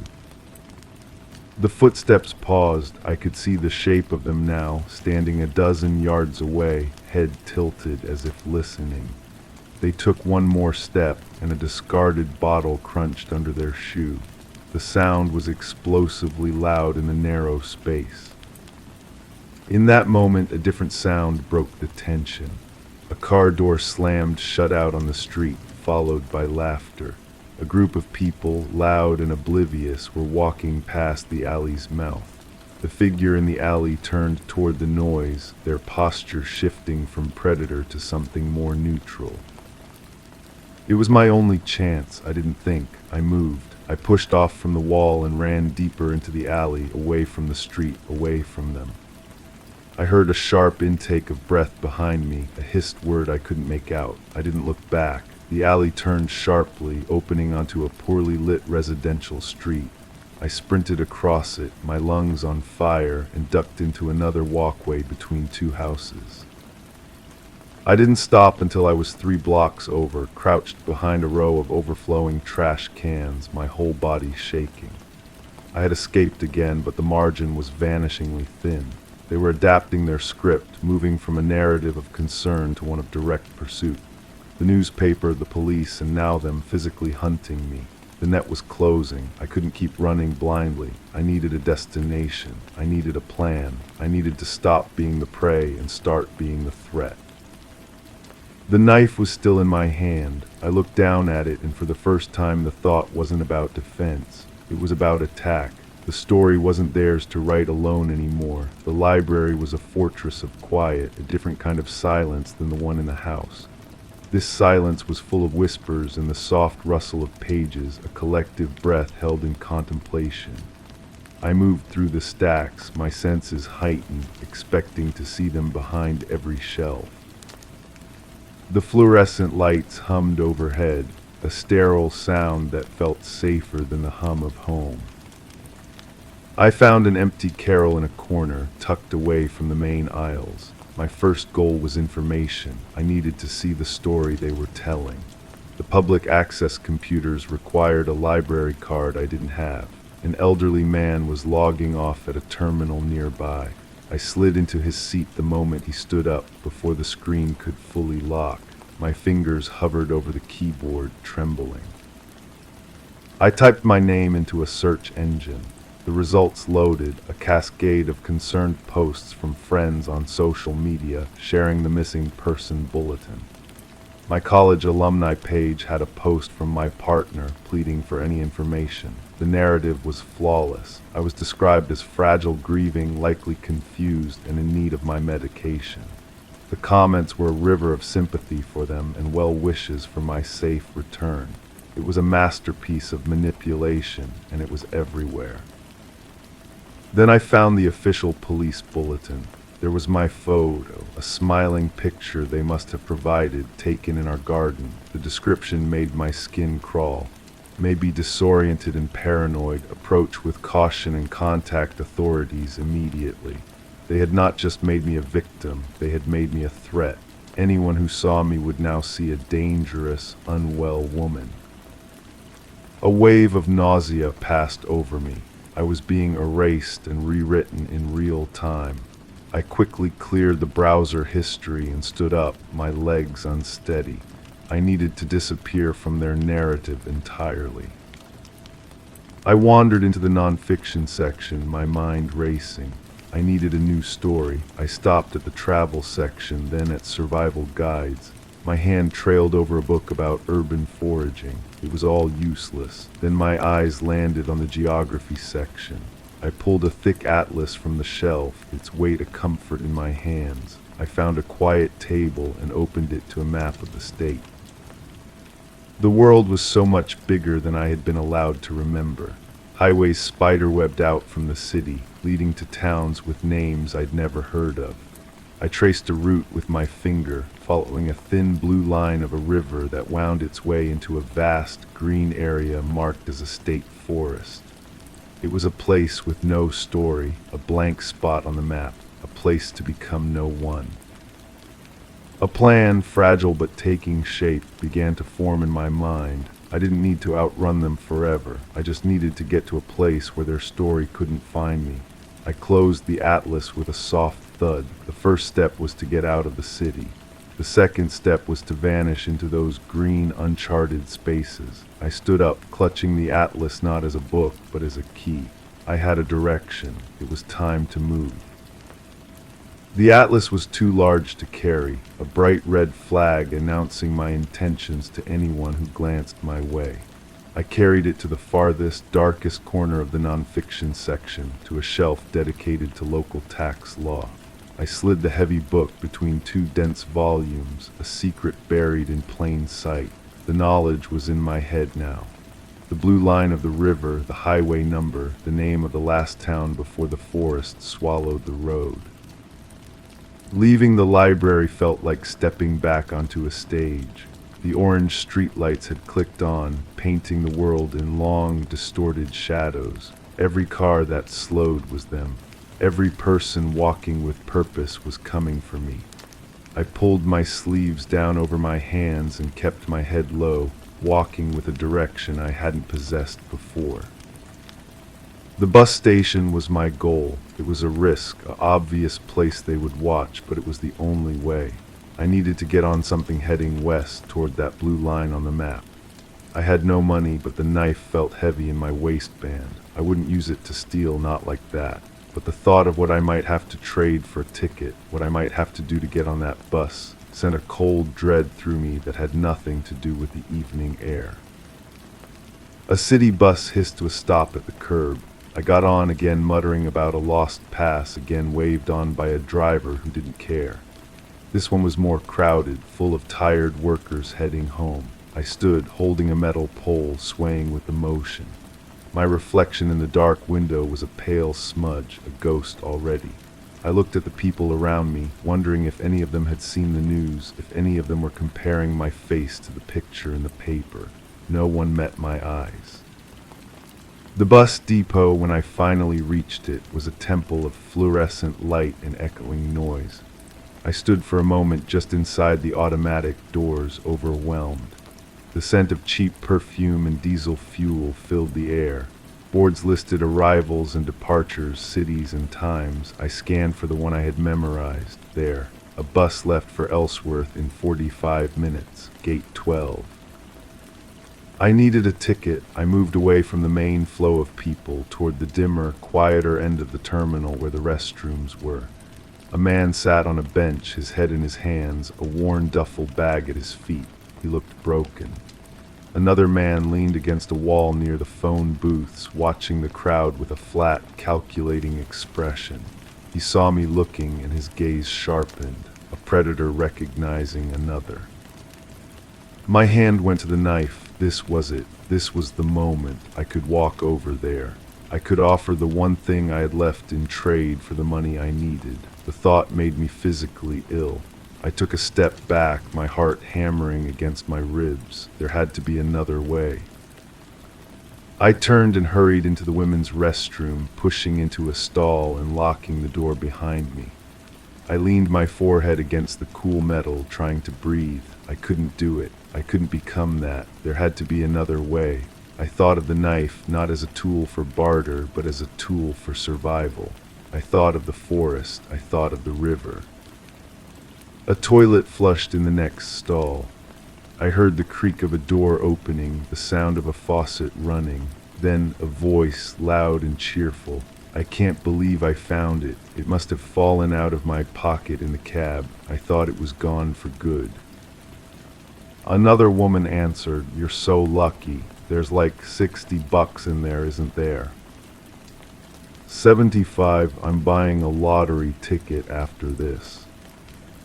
I looked down. A small purple leather wallet was lying on the floor just under the partition of the stall next to mine. It must have fallen out of her purse. I stared at it. $75. A ticket to Ellsworth cost $38. My hand was shaking. I bent down and picked it up. It felt warm. I could hear the woman drying her hands, still chatting happily. She hadn't even noticed it was gone. I held the wallet in my hand, a terrible weight. This wasn't stealing from a predator. This was stealing from someone just like me, someone lucky. The stall door unlocked. Her footsteps started toward the exit.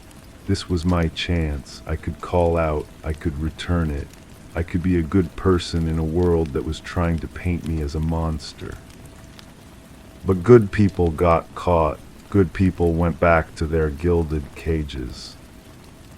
I slipped the wallet into my pocket, unlocked the stall door, and walked out, not looking left or right. I walked straight out of the restroom and toward the ticket counter at gate 12, my face a mask of nothing, my heart a stone. I bought a one-way ticket to Ellsworth with cash that wasn't mine. I didn't look back. I was already gone. The bus to Ellsworth was an older model, smelling of disinfectant and old upholstery. I took a window seat near the back, pulling my knees up and turning my face to the dark glass. I watched the reflection of the other passengers as they boarded. A woman with two small, crying children, an old man clutching a paper bag, a couple who didn't speak to each other. None of them looked like hunters. They just looked tired.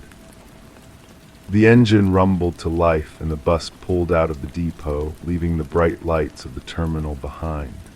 The city unspooled outside the window, a tapestry of lit rooms and moving headlights, each one a story I would never know. I felt a pang for the woman in the bathroom, for the simple joy in her voice that I had extinguished. I had taken more than her money. I had taken a piece of her good day. The guilt was a cold stone in my stomach, right next to the fear. I must have dozed off, lulled by the motion and the exhaustion, because the sudden silence of the engine cutting out jolted me awake. We were at a stop, a small roadside station with a single flickering light. Ellsworth, this was it. I was the last one off the bus. The air here was different, sharper and cleaner, smelling of pine and cold earth. The town was a cluster of dark shapes against a sky dense with stars I had never seen from the city. The bus driver pulled my duffel from the cargo hold, handed it to me without a word, and then the bus door hissed shut. The vehicle pulled away, its red tail lights shrinking into the distance until there was only the dark and the silence. I was alone in a way I had never been before. A sign pointed toward the town center, but I turned and walked in the opposite direction, toward the deeper blackness that was the forest. The road became a gravel track, the houses thinned out and disappeared. The moon, a sharp sliver, provided just enough light to see by. I walked for what felt like hours, my bag growing heavier with every step. The cold was a living thing, biting through my sweater. I needed shelter. I left the road, pushing through a tangle of undergrowth until the trees closed in around me. I found a fallen log, a giant cedar that had crashed down, its root system creating a hollow space beneath it, shielded from the wind. I crawled into the space, pulling my bag in after me. It was a tight fit, a den. I wrapped my arms around myself, shivering uncontrollably. This was the green space on the map. This was freedom. It was also terrifying, a vast, uncaring emptiness. And then I heard it, faint, carried on the wind from a long way off. A tune, the humming, it was impossible. It had to be the wind in the pines or my own frayed mind playing tricks. I held my breath, listening until my ears rang with the silence. There was nothing, just the creak of branches and the distant cry of some night bird. I pulled the knife from my waistband and held it tight in my fist. The metal was cold. I was no one. I was in the middle of nowhere. And yet the fear was still with me. It had followed me off the bus. It had followed me into the woods. I knew then that no matter how far I ran, the story would always be right behind me, waiting for its ending. The cold seeped up from the ground, a deep chill that went straight to my bones. sleep was impossible. Every rustle of leaves, every snap of a twig was a footstep. The humming had stopped, or maybe it had never been there at all. That was the worst part, not knowing if the threat was outside my head or within it. The story they were writing for me included paranoia. Was I just playing my part? I must have drifted into a shallow, uneasy doze because the gray light of dawn was filtering through the trees when I opened my eyes. My body was a single, stiff ache. I crawled out from under the log, my joints protesting, and stood up. The forest was immense and silent, a cathedral of pine and fir. Mist clung to the low places. It was beautiful, and it was utterly terrifying. I needed water. The memory of the blue line on the map was my only guide. I started walking, using the weak sun as a compass, heading west. The undergrowth was thick, clawing at my jeans. Time lost meaning. There was only the next step and the next. The sound came to me slowly, a low, steady rush that wasn't the wind, the river. I pushed through a final wall of brush, and there it was, wider than I had imagined, moving fast and clear over a bed of stones. I fell to my knees on the bank and drank, cupping the icy water in my hands. It was so cold it made my teeth ache, but it was the best thing I had ever tasted. For a few minutes I just sat there, watching the water flow. It was a kind of clock marking time that belonged to no one, but the feeling of peace was an illusion. I was exposed here on the bank. I needed to move. I followed the river upstream, away from any notion of a town. My hunger was a sharp pain in my stomach. I thought of the book on urban foraging, a cruel joke now. I didn't know what to look for. A squirrel chattered high in a tree, and I looked at the knife in my hand with a grim new understanding.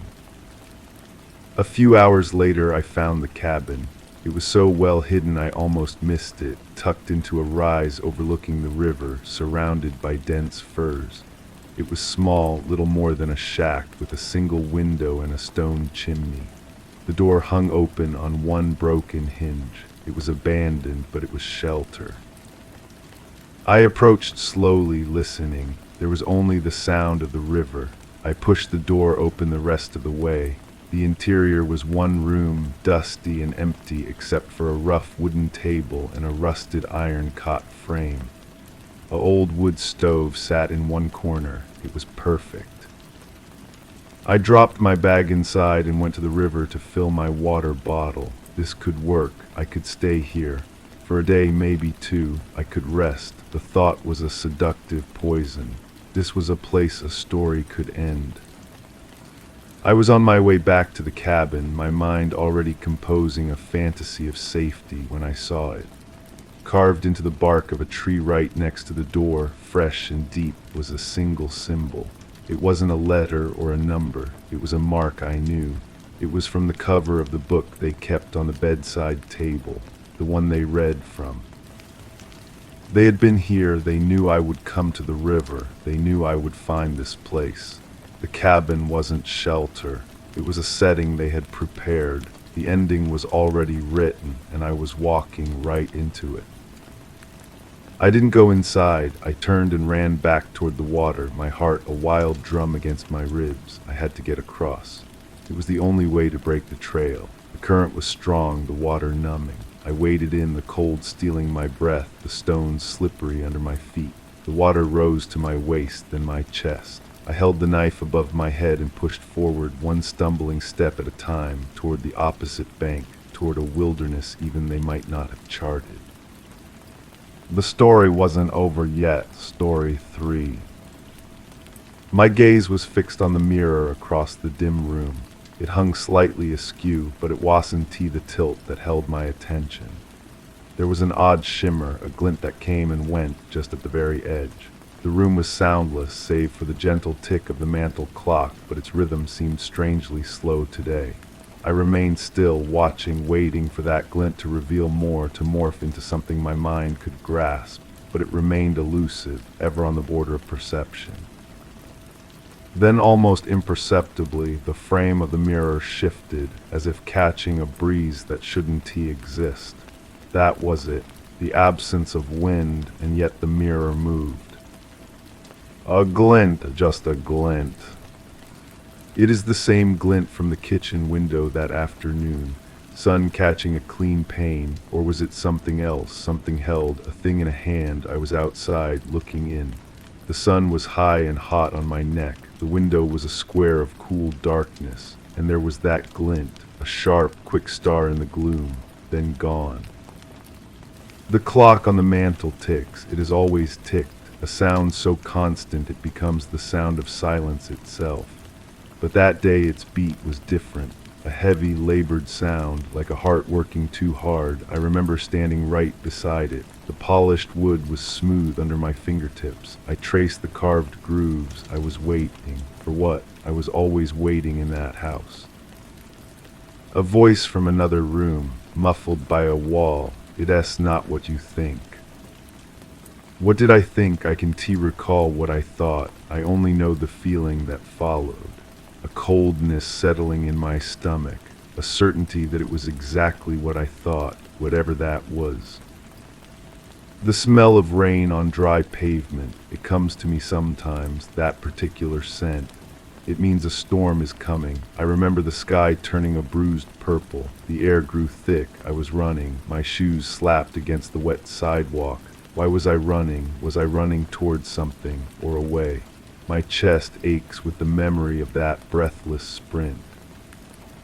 A door left ajar, not much, just a sliver of shadow. I pushed it open. The hinges did not make a sound. They were well-oiled, always well-oiled. The room inside was tidy, too tidy. A bed made with sharp corners, a single book on a nightstand. The air smelled of lemon polish and something else, something metallic underneath, like old pennies. A hand on my shoulder, a warm weight. I jumped. The touch was meant to be comforting. It wasn't you shaking. The voice said, "You need to rest." I nodded, but I did not feel tired. I felt electric, alive with a terrible, humming energy. The glint in the mirror, it winks at me from the past.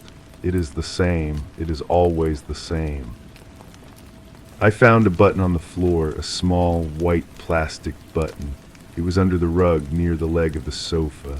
I held it in my palm. It was unfamiliar. It did not belong to any of my clothes. I asked about it. A shrug, a turned back must have come from something. The subject was closed. There is a photograph. I know there is a photograph. I can see its edges in my mind. The white border, the slight curl of the paper, but the image itself is a blur, a smear of color, two figures perhaps, or one figure in a long shadow. I try to focus on it to force the shapes to resolve, but it only fades further. A headache begins behind my eyes. The sound of the clock is too loud. I want it to stop. I consider stopping it myself, lifting the glass dome, reaching in. My hand hovers in the air. I cannot make it move forward. A phrase repeats in my head, a loop of words with no beginning. It was an accident. Whose voice is that? It sounds like my own, but thinner, higher, a voice trying to convince itself. I remember the silence after the rain, the dripping from the eaves, a steady, slow percussion. I was standing on the porch. The wood was damp and dark. The world was washed clean. It felt like a new start, a blank page, but the air still carried that smell, wet earth and ozone and something else, something spoiled. The lock on the basement door, it was a simple hook and eye. It was always fastened, a rule that was never broken, but one time I saw it undone. The hook was swung open, dangling. The door was still shut, but it could have been opened. Someone could have gone down there or come up. A cup of coffee gone cold, sitting on the counter. The milky surface was undisturbed, no lipstick mark. It wasn't mine. I did not drink coffee. I never have. The glint, it is not light. I understand that now. It is an absence, a tiny hole in the world where the truth has been cut out.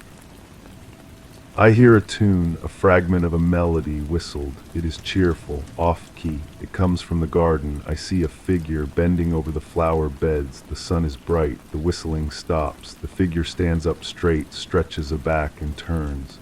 The face is in shadow, bleached out by the light behind. A hand rises in a wave. I do not wave back.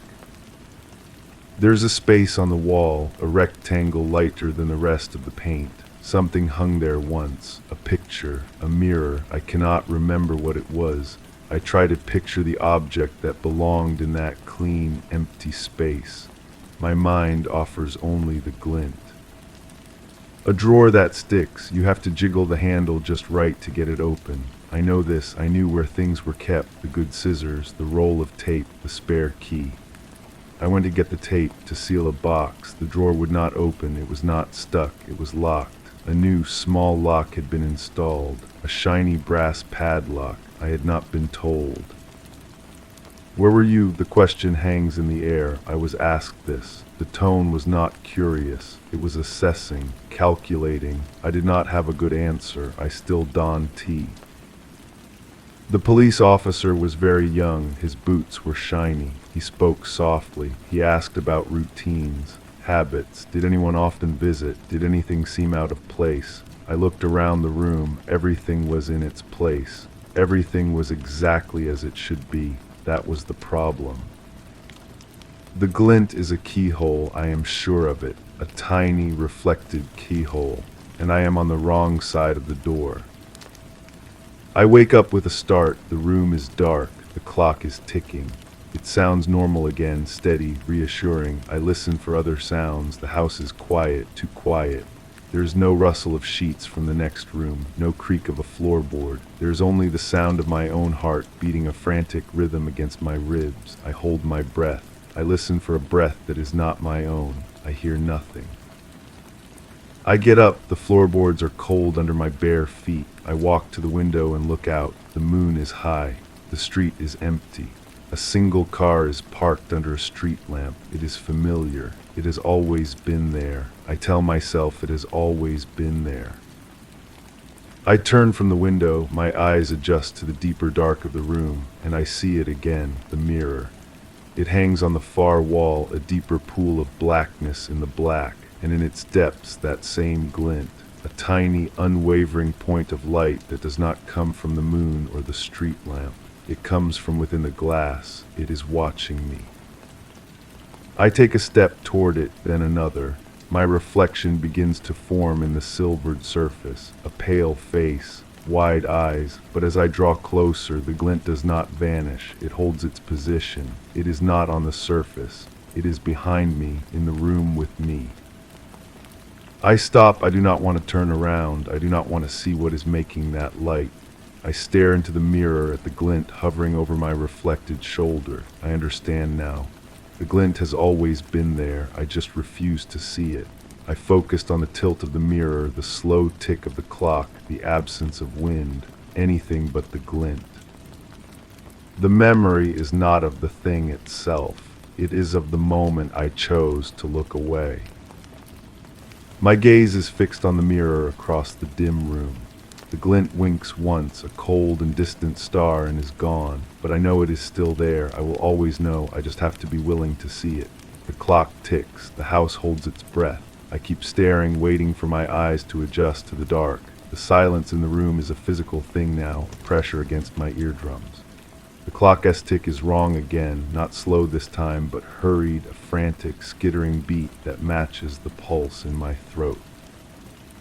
My reflection in the mirror is a stranger, a woman with hollow eyes and a face pale with a fear she's only just beginning to name. I force myself to turn from the glass. The room is empty, just as I knew it would be. The chairs, the sofa, the book left splayed on the side table.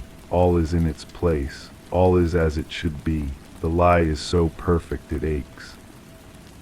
My feet are leaden as I cross the room, drawn toward the hallway. The floorboards groan under my weight, a sound I've heard 1,000 times, but tonight it sounds like a protest.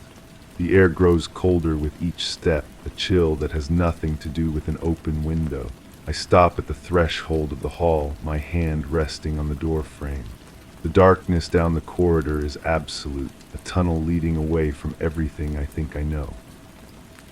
From deep within that darkness comes a new sound. It is soft, almost inaudible over the racing of my heart, a rhythmic scratching noise, like a fingernail patiently tracing the same line over and over again on a wooden surface. It is a sound I know. It is the sound from my dream of the locked drawer, the one with the new brass padlock. I take a step into the hall, the scratching stops. The house seems to lean in, listening. I can feel the weight of all the unanswered questions, all the neatly folded lies pressing down on me. The glint was not a thing to be seen. It was an invitation, a keyhole as I thought, and the scratching is the key trying to turn. Another step, the floor is icy. The scent of lemon polish is here too, but it is faint, corrupted by the older metallic smell I remember from that tidy room. The smell of old pennies, the smell of something that has been cleaned but not well enough. A door stands ajar at the end of the hall, the basement door. The hook and eye are undone just as I saw them that one time swinging free. The door is open a crack, a vertical slice of profound black. The scratching does not start again. Instead, there is a sigh, a long, weary exhalation of breath that does not belong to me. I know I should run, I should turn, flee back to the room with the mirror and the frantic clock and lock the door. I should pretend I heard nothing. I have done it before. But my feet carry me forward. The memory of the cold coffee on the counter, the unfamiliar button under the rug, the locked drawer, the photograph I cannot see, they form a chain, pulling me toward that darkness. The glint has shown me the keyhole. This is the door. I reach out a hand, my fingers trembling. I push the basement door.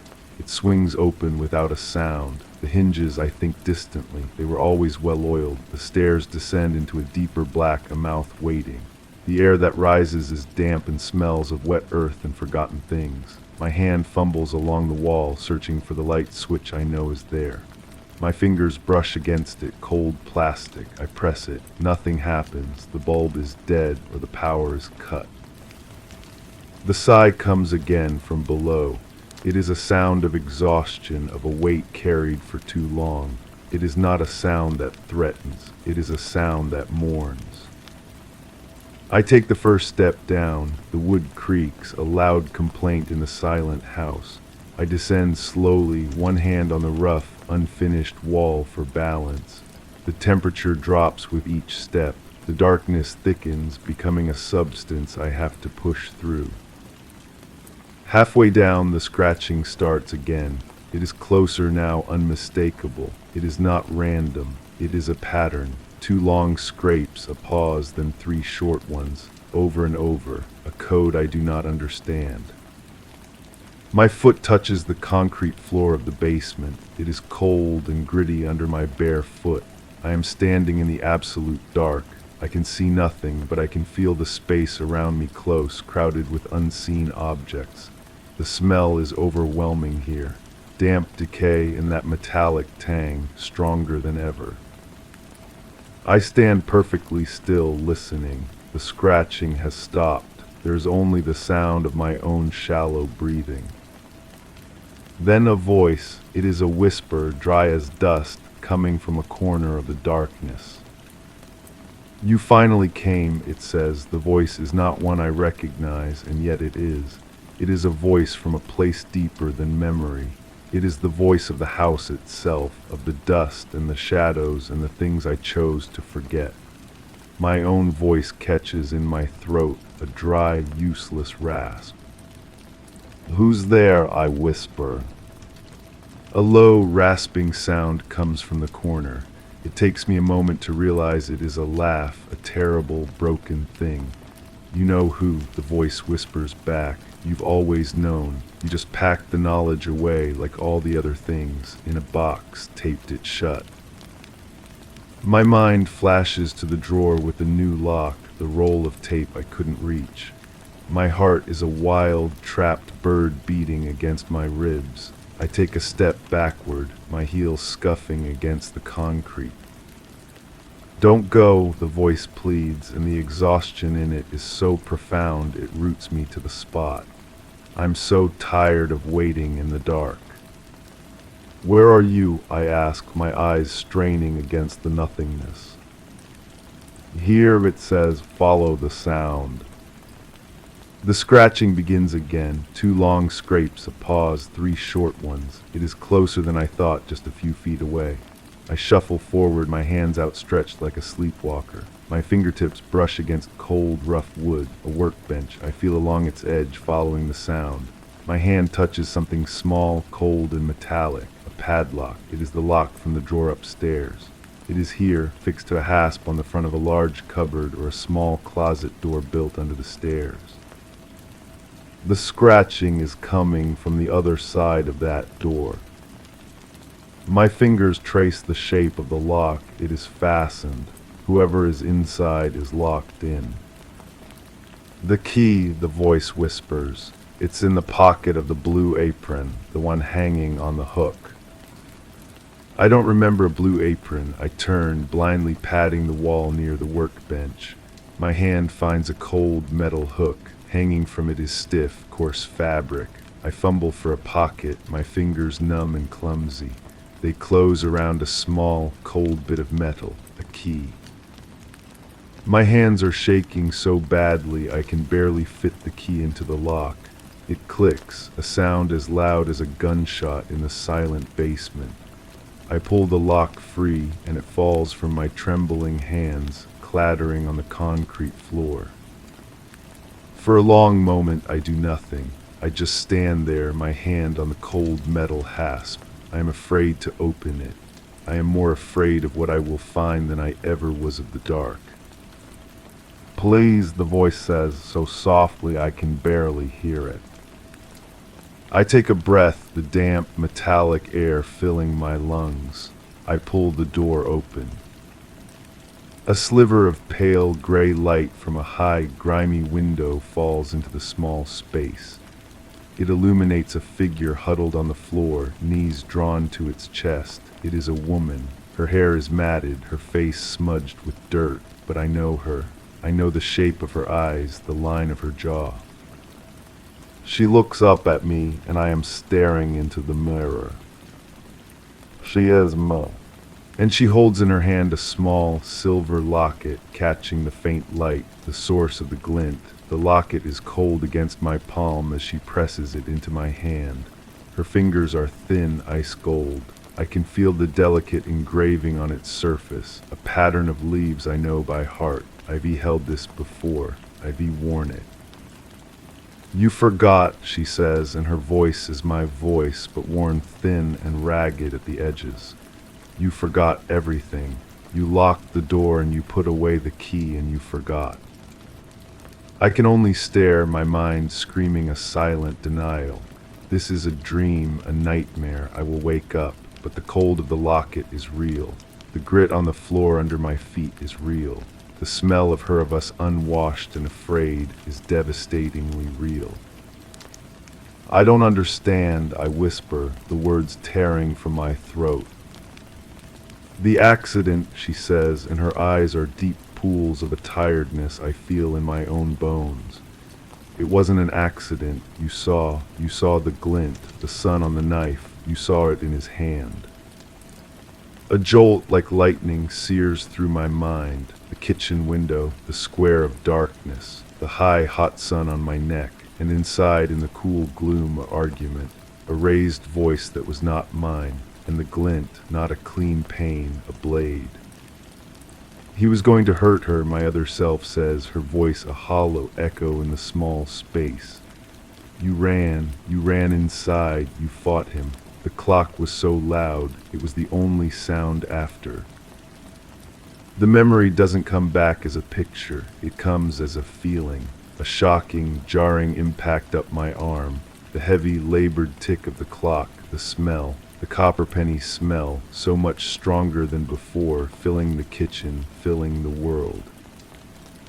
You couldn't stay, she continues, her gaze fixed on mine, holding me captive.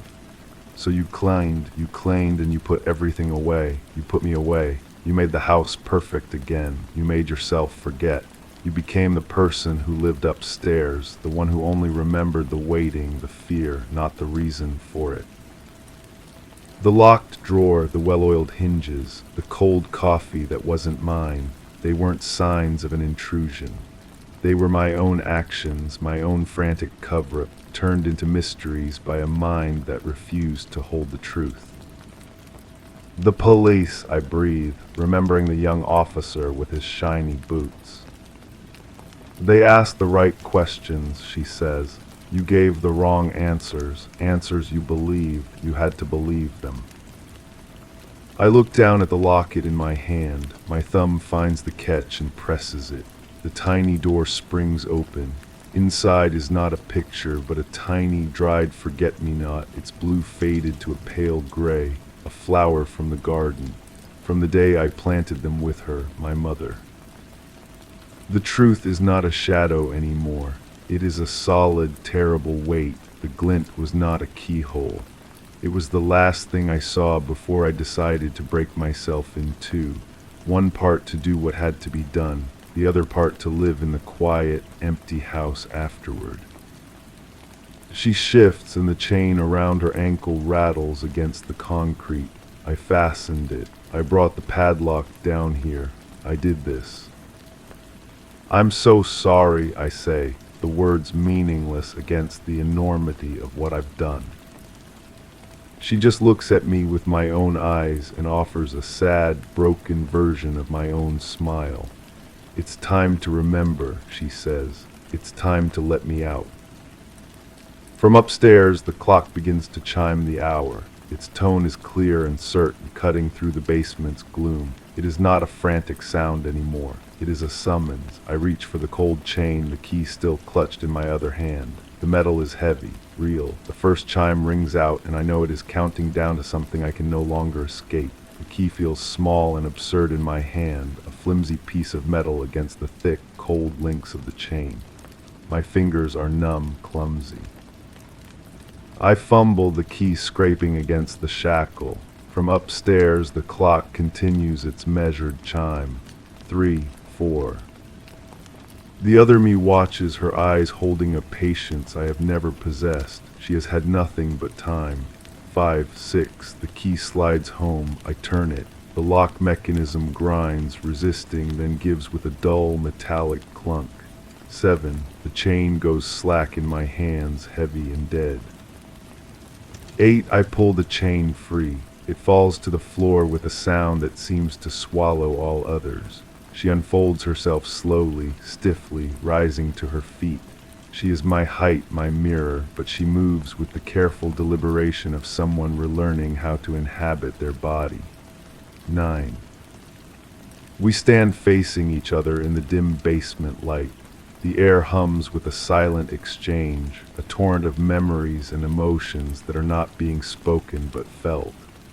The clean, ordered house upstairs feels like a distant dream, a lie I constructed room by room. 10. She reaches out and takes my hand. Her skin is no longer cold. It is the same temperature as mine. A shudder runs through me, a collapsing of a wall I didn't know was there. The memory of the knife, the sun, the terrible silence after the clock's last tick. It isn't a nightmare anymore. It is my history. It is our history. 11. I remember, I say, and the voice is ours, unified, whole. She nods, and a single tear traces a clean path through the grime on her cheek.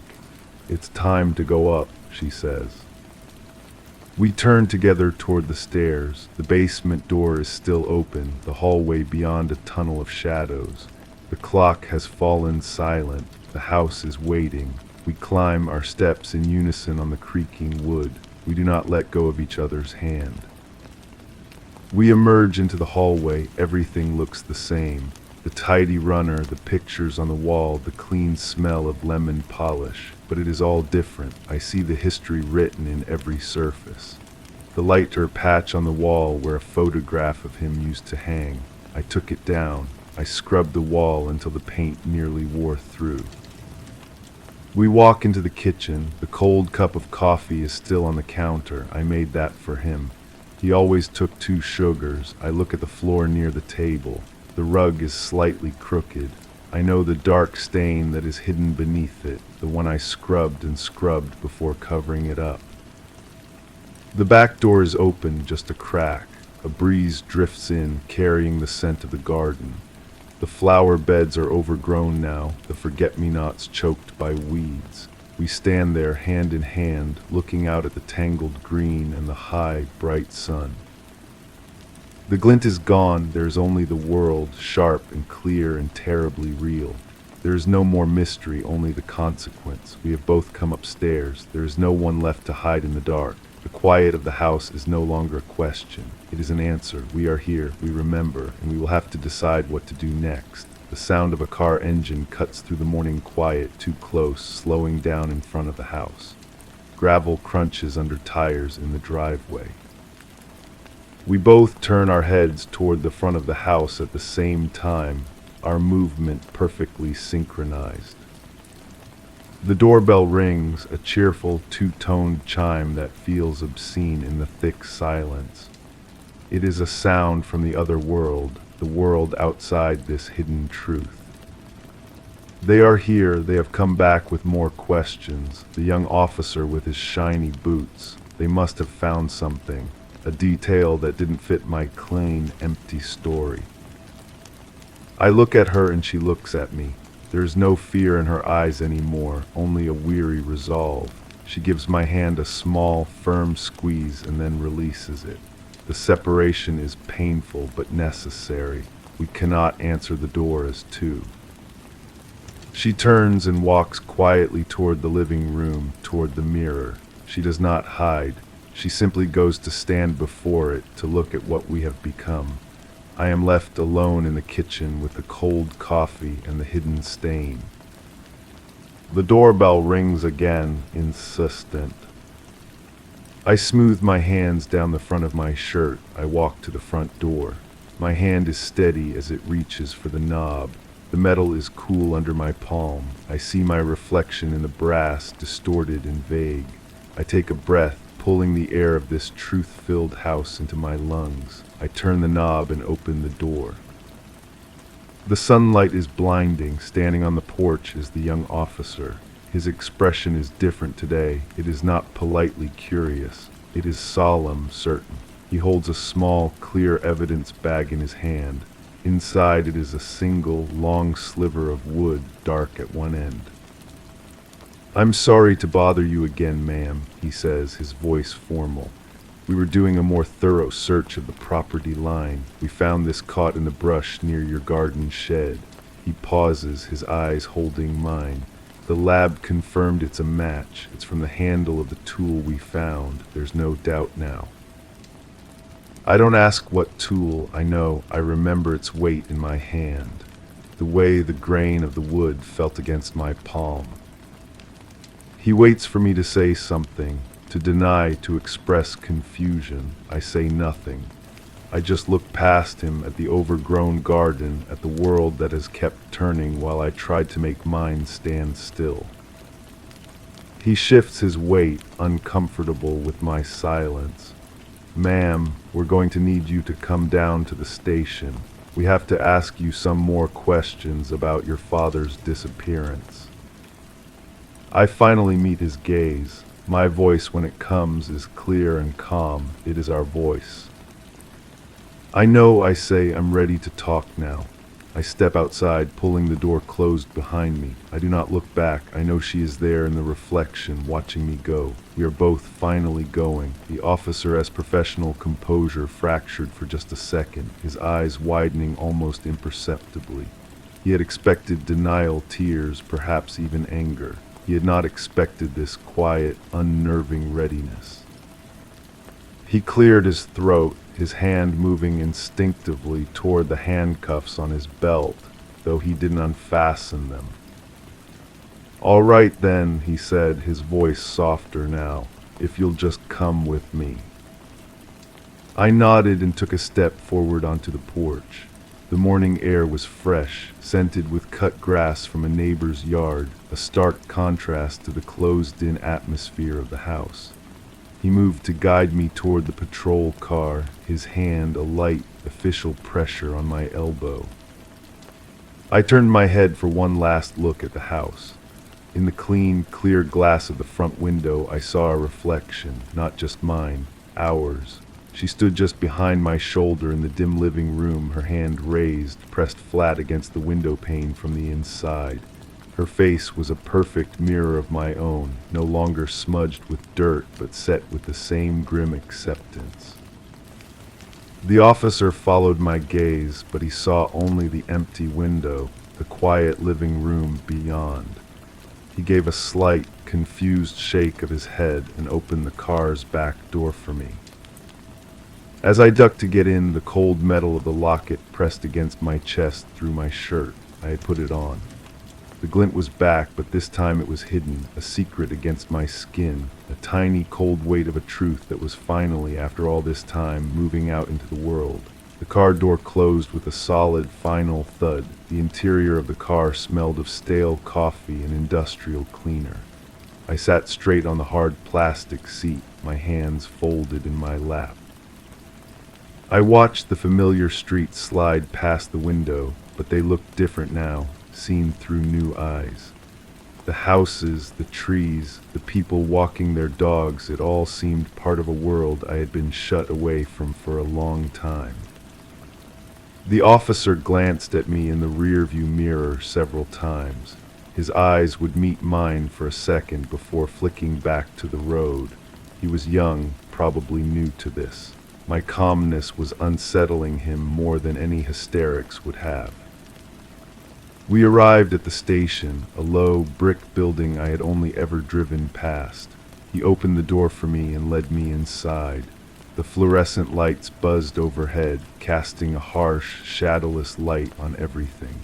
The air was cool and smelled of photocopier toner and old paper. He took me to a small, plain room with a table and 2 chairs. He offered me a cup of water, which I refused with a quiet shake of my head. He left me there, closing the door with a soft click. I knew it wasn't locked. There was no need. I wasn't going anywhere. I sat and waited. I could feel the presence of the other me, not as a separate entity anymore, but as a settled weight in my chest, a deep and certain knowledge. The locket was a cool circle over my heart. After a few minutes, the door opened. The young officer came in with an older man, a detective with a tired face and sharp eyes that missed nothing. "Ma'am," the detective said, sitting down across from me. He placed a file folder on the table but didn't open it. "My colleague tells me you're ready to talk." I looked from his weary face to the young officer's anxious one, and then to my own reflection in the 2-way mirror I knew was on the wall. I saw us both there, whole. "Yes," I said, my voice was clear in the small, quiet room. I remember what happened to my father." The detective leaned forward, his elbows on the table. The young officer stood by the door, his notebook already out. The air in the room felt heavy, charged with the unspoken. "Start from the beginning," the detective said, his voice low and even. I took a breath. The beginning. It wasn't the argument. It was before that. It was the locket. "It was a Tuesday," I began, my eyes fixed on the smooth, cold surface of the table. He was angry about the bills. He was always angry about the bills. The words came slowly at first, then faster, like a river breaking through a dam. I told them about the shouting, the way my mother's voice had gotten small and quiet. I told them about the glint of the sun on the knife he was holding, not to threaten, but to gesture with a sharp, silver punctuation to his rage. I told them how I ran inside from the garden, how I tried to get between them. The heavy, antique clock on the wall was ticking so loudly. I described the feel of the wooden handle of the hammer that was lying on the counter, left from a picture I dehung the day before. The shocking, solid impact. the way the ticking stopped for a single eternal second before the clock chimed once, a broken, off-key sound. The detective didn't interrupt. The young officer's pen scratched frantically across his notebook. I cleaned, I whispered, the admission feeling both shameful and freeing. I put everything away. I put him in the garden near the forget-me-nots. I thought she would have wanted that. I looked up then, meeting the detective's gaze. And then I put myself away too, the part of me that remembered. I locked her in the dark because the truth was too heavy to carry. The room was silent for a long moment. The detective looked down at the file folder. He didn't open it. He didn't need to. "The locket," he said quietly, "your mother's." I nodded, my fingers finding it beneath my shirt. She gave it to me the day she left. He told me she ran away, but I think he knew where she went. I think that's what the fight was really about that day. I think he'd finally found out. The detective stood up, his chair scraped softly against the floor. "Thank you," he said. It was a strange thing to say, but it felt right. "We'll need a formal statement, and we'll need to take you to the location." "I know," I said. He left the room and the young officer remained. He looked at me, and for the first time his expression wasn't one of pity or confusion, but of a somber understanding. The door clicked shut, and I was alone with the hum of the lights and the weight of the truth, finally out in the open where it belonged. There was no going back into the dark. The formal statement took hours. The words became a river, and I let them flow, describing the weight of the hammer, the exact pattern of the kitchen linoleum, the way the dust motes had danced in the shaft of sunlight from the window. The young officer wrote diligently, his hand cramping, but he never stopped. When I was done, my voice was hoarse, and the room felt both emptier and more full than when I had entered. They took me back to the house in a different car, an unmarked sedan. The detective drove, and the young officer sat in the passenger seat. No one spoke. The rain had started, a fine gray drizzle that blurred the world outside the windows. When we pulled into the driveway, the house looked smaller, diminished under the wet sky. A van from the medical examiner's office was already there, and two figures in coveralls stood near the garden shed, their postures professional and grim. "This is it," I thought, "the end of the waiting." The detective turned off the engine. "Are you ready?" he asked, not unkindly. I nodded and got out. The rain felt cool on my face. I led them around the side of the house, past the overgrown flower beds. The forget-me-nots were there, their blue almost gray in the dull light, struggling through the weeds. I stopped at a spot where the earth was slightly sunken, near where the lavender bush had once thrived. "Here," I said, my voice barely a whisper. "It's here." The men with shovels began their work. The sound of metal biting into wet earth was the only sound for a long time. I stood with the officers, watching. I didn't feel afraid. I felt a profound, aching sadness for the girl I was, for the father he had been, for the mother who was lost to us both.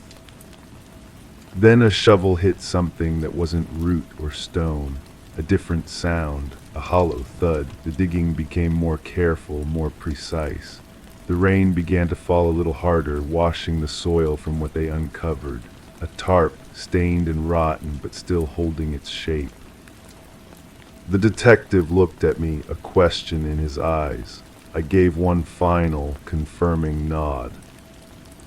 As they carefully lifted the edges of the tarp, I didn't look away. I owed him that much. I owed myself that much. The truth was no longer in the dark. It was here in the rain, being lifted into the light.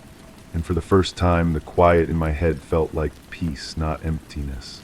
The two of us were finally one, and we were finally free.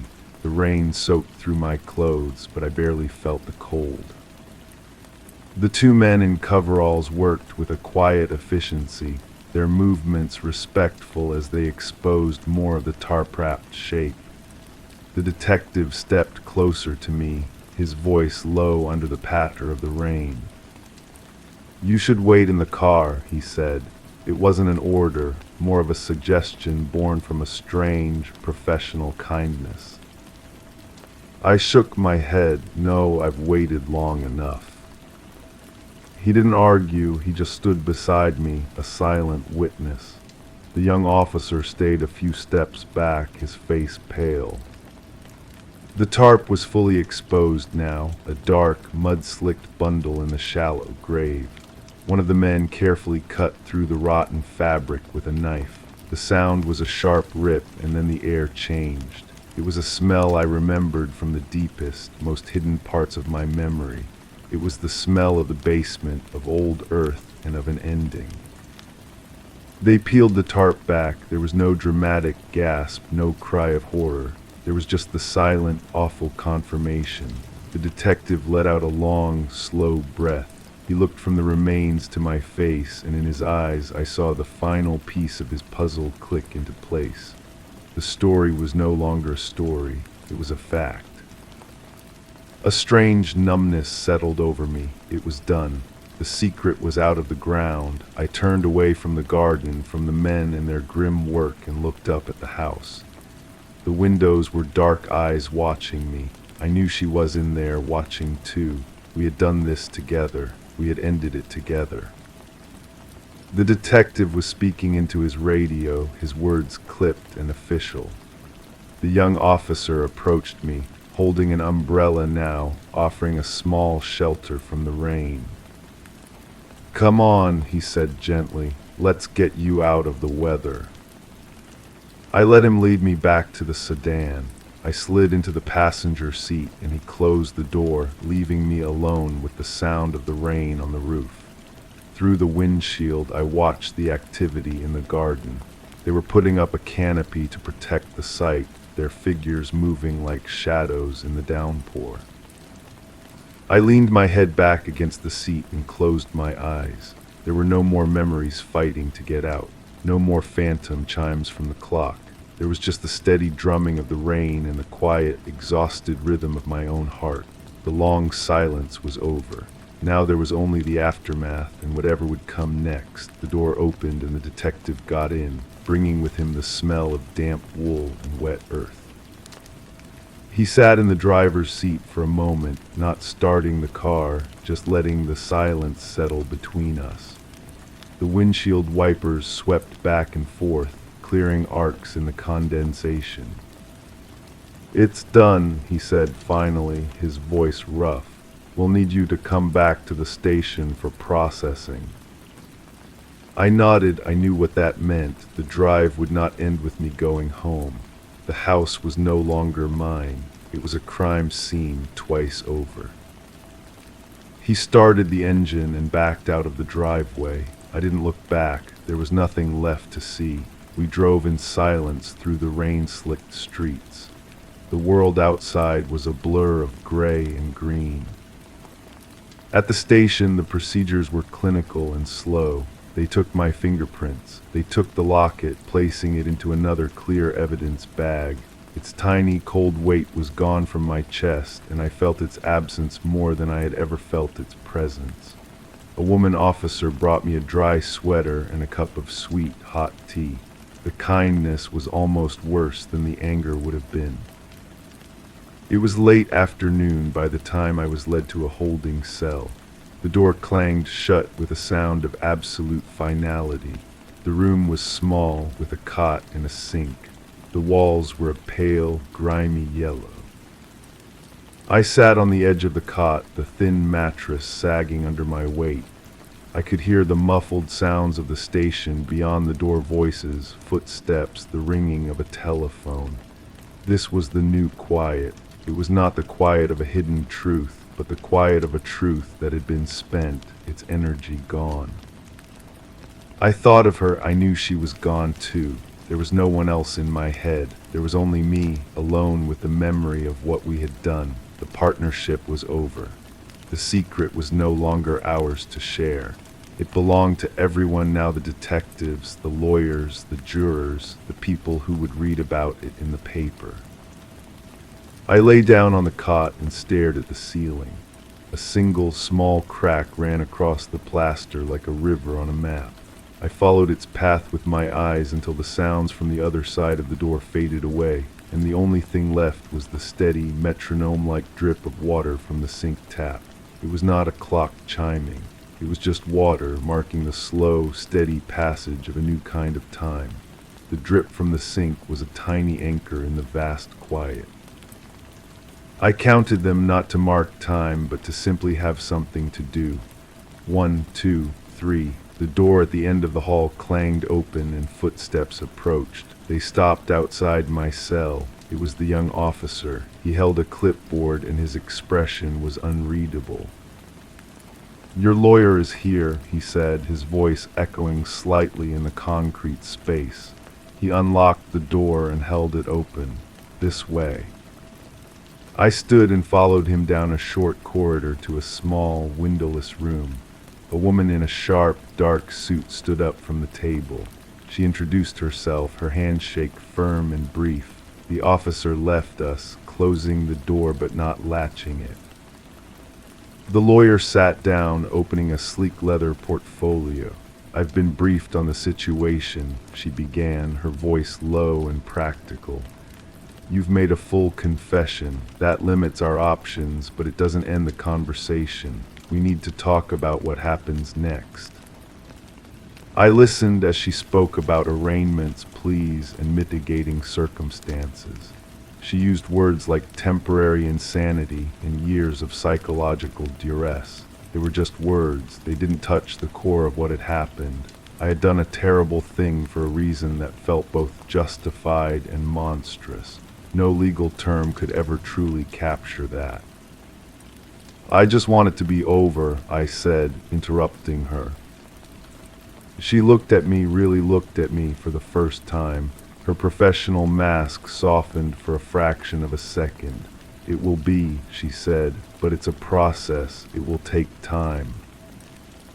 Time, I had spent so much of it trapped in that house with the ghost of a memory. Now I was in another small room, and time was all I had left. The lawyer gathered her papers, promising to return in the morning. The officer led me back to my cell. The door shut again. I lay back on the cot. The drip was still there. 1, 2, 3. I closed my eyes and did not dream of the garden or the clock or the glint of a locket. I dreamed of nothing at all, and for now that nothing felt like a gift. The sound of a key turning in the lock woke me from the blankness. It was the young officer again, holding a tray with a plastic plate and a cup of water.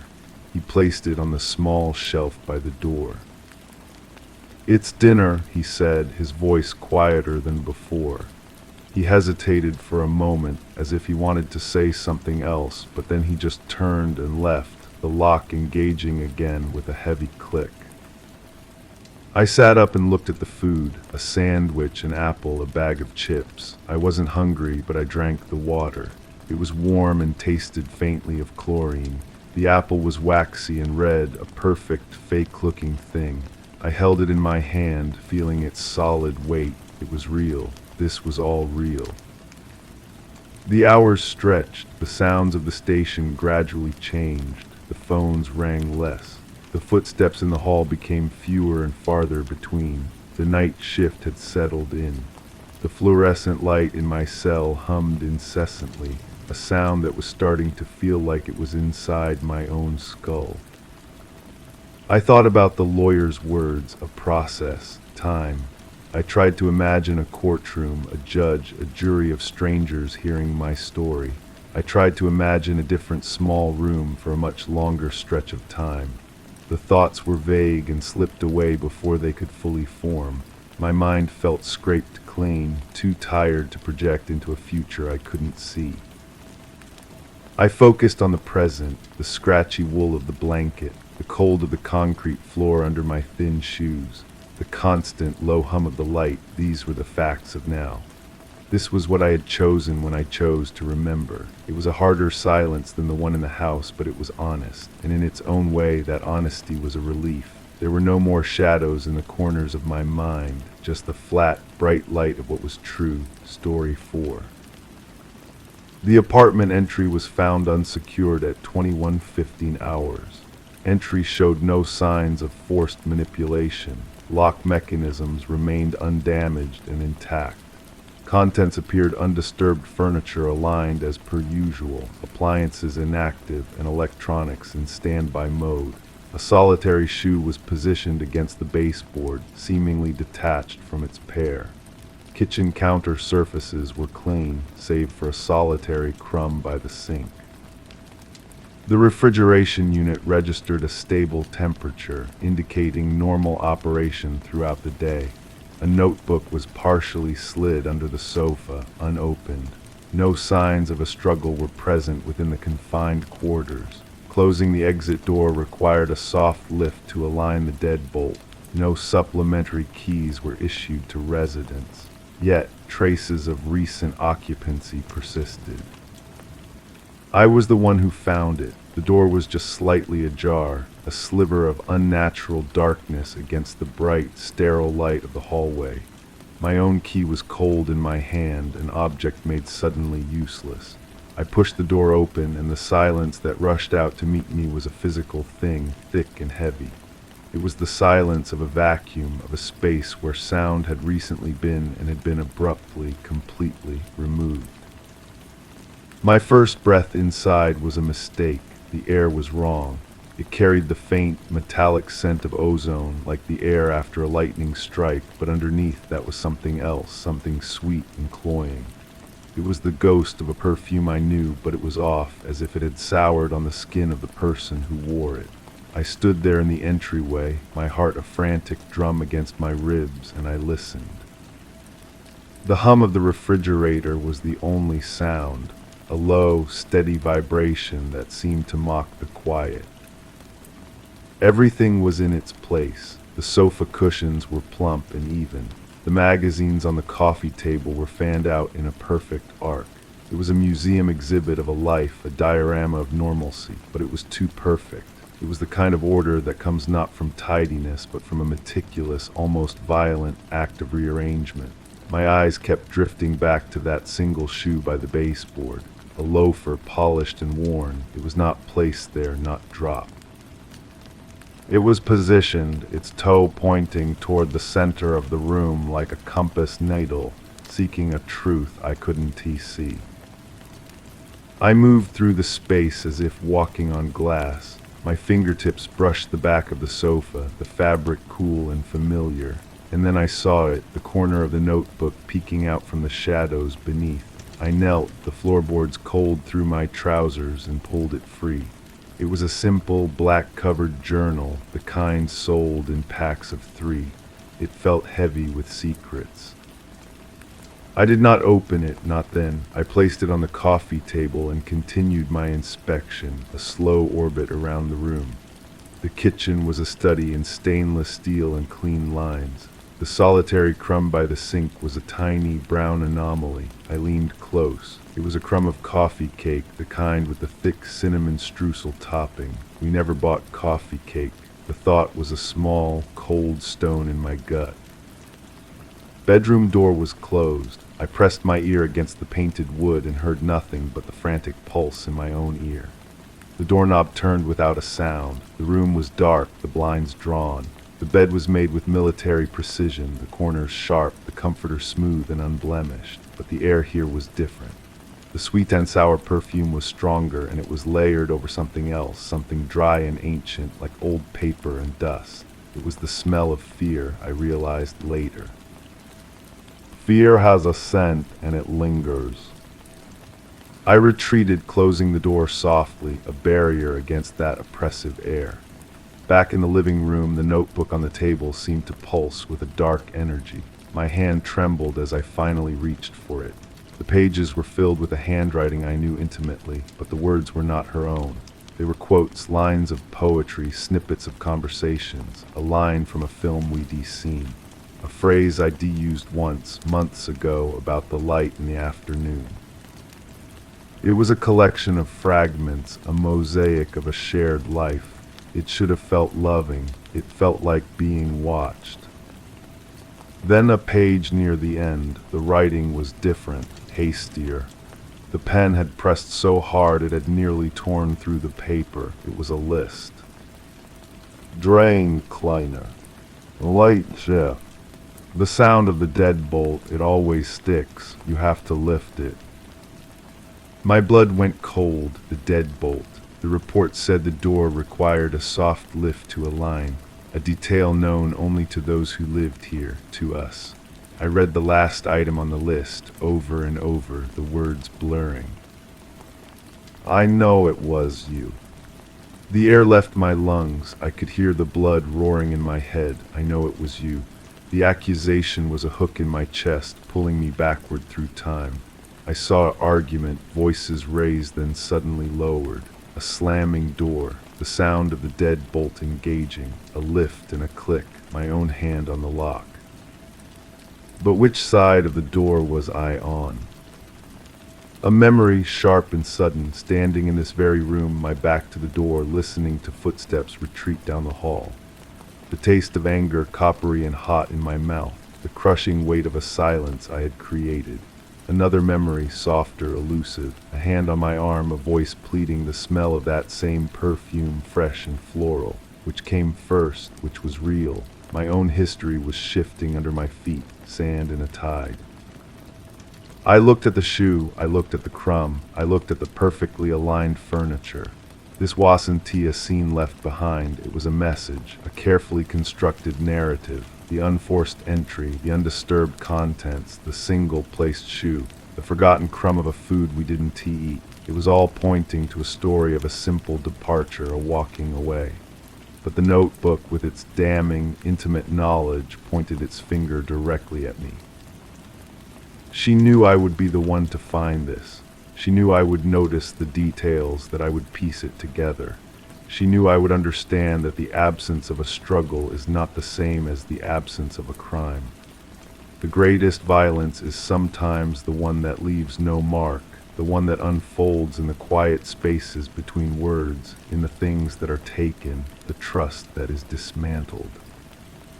She had staged the aftermath of a vanishing to reflect the reality of our relationship, everything appearing normal on the surface, everything rotten and broken underneath. I never heard from her again. There was no body, no evidence, no closure, just an open case file and a life suspended in a state of perpetual questioning. I am the sole resident of the apartment now. I keep everything exactly as I found it that evening. The shoe remains by the baseboard. The crumb, sealed in a plastic bag, sits in a drawer. The notebook is on the table. Sometimes in the deep silence of the night, I try to remember her face. I try to recall the sound of her laughter, but all I can see is the list. All I can hear is the soft, precise click of the deadbolt. The question is no longer where she went or even why. The question that coils in the air in the scent of ozone and faded perfume is the one the notebook asked. The one I ask myself every time I lift the door to close it, sealing myself inside with the ghost of what I may or may not have done. I know it was you. But I truly don tea, and that is the most unsettling thing of all. The hum of the refrigerator changed. It was a subtle shift, a slight distortion in its pitch that I felt in my teeth more than heard. I froze, my hand still hovering over the closed notebook. The sound deepened, warping from a steady hum into a low, discordant groan. It was the kind of sound a machine makes just before it dies, a final, mechanical sigh. Then it stopped. The silence that rushed back in was absolute, a vacuum that sucked all the air from the room. My own breathing was too loud, a ragged intrusion in the perfect quiet. I stared at the kitchen doorway, at the slice of darkness beyond. The refrigerator had been running normally moments before. I had noted its stable temperature, its normal operation. Now it was dead. I should have gotten up. I should have walked to the kitchen, opened the door, felt for the cold, seen the little light had gone out, but I couldn't move. My limbs were leaden, locked in place by a dread that was no longer abstract. The apartment felt different. The air was thicker, colder. The carefully arranged objects seemed to watch me, waiting for my next move. A soft click echoed from the kitchen. It was the sound of a relay trying to engage, a tiny, futile snap of electricity. It was followed by another, and another, click, click, click, a stuttering, a rhythmic pulse in the dead quiet. It was the sound of something trying and failing to come back to life. My eyes were fixed on the notebook. The words seemed to blade through the black cover. I know it was you. The clicking from the kitchen was a metronome for the phrase, ticking off the seconds of my confinement in this question. Then a new sound, faint, distant. It was a rustle, like fabric moving against fabric. It came from the bedroom. My head snapped toward the closed door. The sound did not come again. I held my breath, straining to hear anything over the frantic beating of my own heart. There was only the persistent, maddening click from the kitchen. It was the silence from the bedroom that was worse. The rustle had been so brief, so deliberate. It was the sound of someone shifting their weight, of a sleeve brushing against a wall, a sound that should not be there, a sound that asterisk could asterisk not be there. I found myself standing without deciding to move. My body had made the choice for me, propelled by a primal need to know. The floorboards were icy under my bare feet. I took a step toward the bedroom door, then another. Each movement was an agony of noise in the silent apartment. The clicking from the kitchen seemed to grow louder, more insistent, a frantic warning. My hand reached for the bedroom doorknob. The metal was shockingly cold. I turned it slowly, the mechanism yielding with a soft, oiled smoothness that felt wrong. The door swung inward on silent hinges. The room was exactly as I had left it. The blinds were drawn. The bed was perfectly made. The air still carried that dry, papery scent of old fear. Nothing was out of place. Nothing was different. But the feeling was gone. The oppressive weight, the sense of a recent presence had vanished. The room was just a room now, empty and cold. The rustle was not repeated. She was not here. She had never been here. The sound had been the house settling, or the wind in the ducts, or a phantom noise conjured by my own unraveling mind. I backed out, pulling the door closed, wanting to shut away the emptiness. I returned to the living room and stood in the center of the rug. The clicking in the kitchen had stopped. The refrigerator gave one last, shuddering groan, and then the hum returned, low and steady as if it had never ceased. The light was back on inside. I could see its faint glow from where I stood. Everything was normal again, perfectly, terribly normal. The apartment had reset itself. The disturbance had passed, leaving no trace but the chill in my bones and the certainty that the silence was no longer empty. It was waiting, and the next time it broke, I would be the one to break it. The question was no longer what I had done, but what I would do when the silence asked it of me again. The cold from the floor seeped up into the soles of my feet, a deep and penetrating chill that felt like it was rising from the foundations of the building itself. I stared at the notebook on the table. It looked exactly as I had left it, a black rectangle on the pale wood, but something was different, a minute shift in its alignment. The top right corner was no longer flush with the edge of the table. It was angled inward as if someone had bumped the table, or as if the book itself had pivoted. I had not touched the table. I had not even breathed near it. My hand moved slowly as if through water, and my fingers closed around the cool cover of the notebook. I opened it again, not to the last page with its damning list, but to the very beginning. The pages fluttered under my thumb, a blur of familiar handwriting. Then I saw it. On the first page, in the top margin above the first collected quote, was a new mark. A single, small, perfectly drawn circle in black ink. It was fresh. The ink had a slight sheen under the lamplight. It hadn't been there before. I was certain of it. A wave of vertigo washed over me. The walls of the apartment seemed to breathe inward, the space shrinking around me. This was not a memory, not a phantom sound. This was a physical alteration, a message, a response.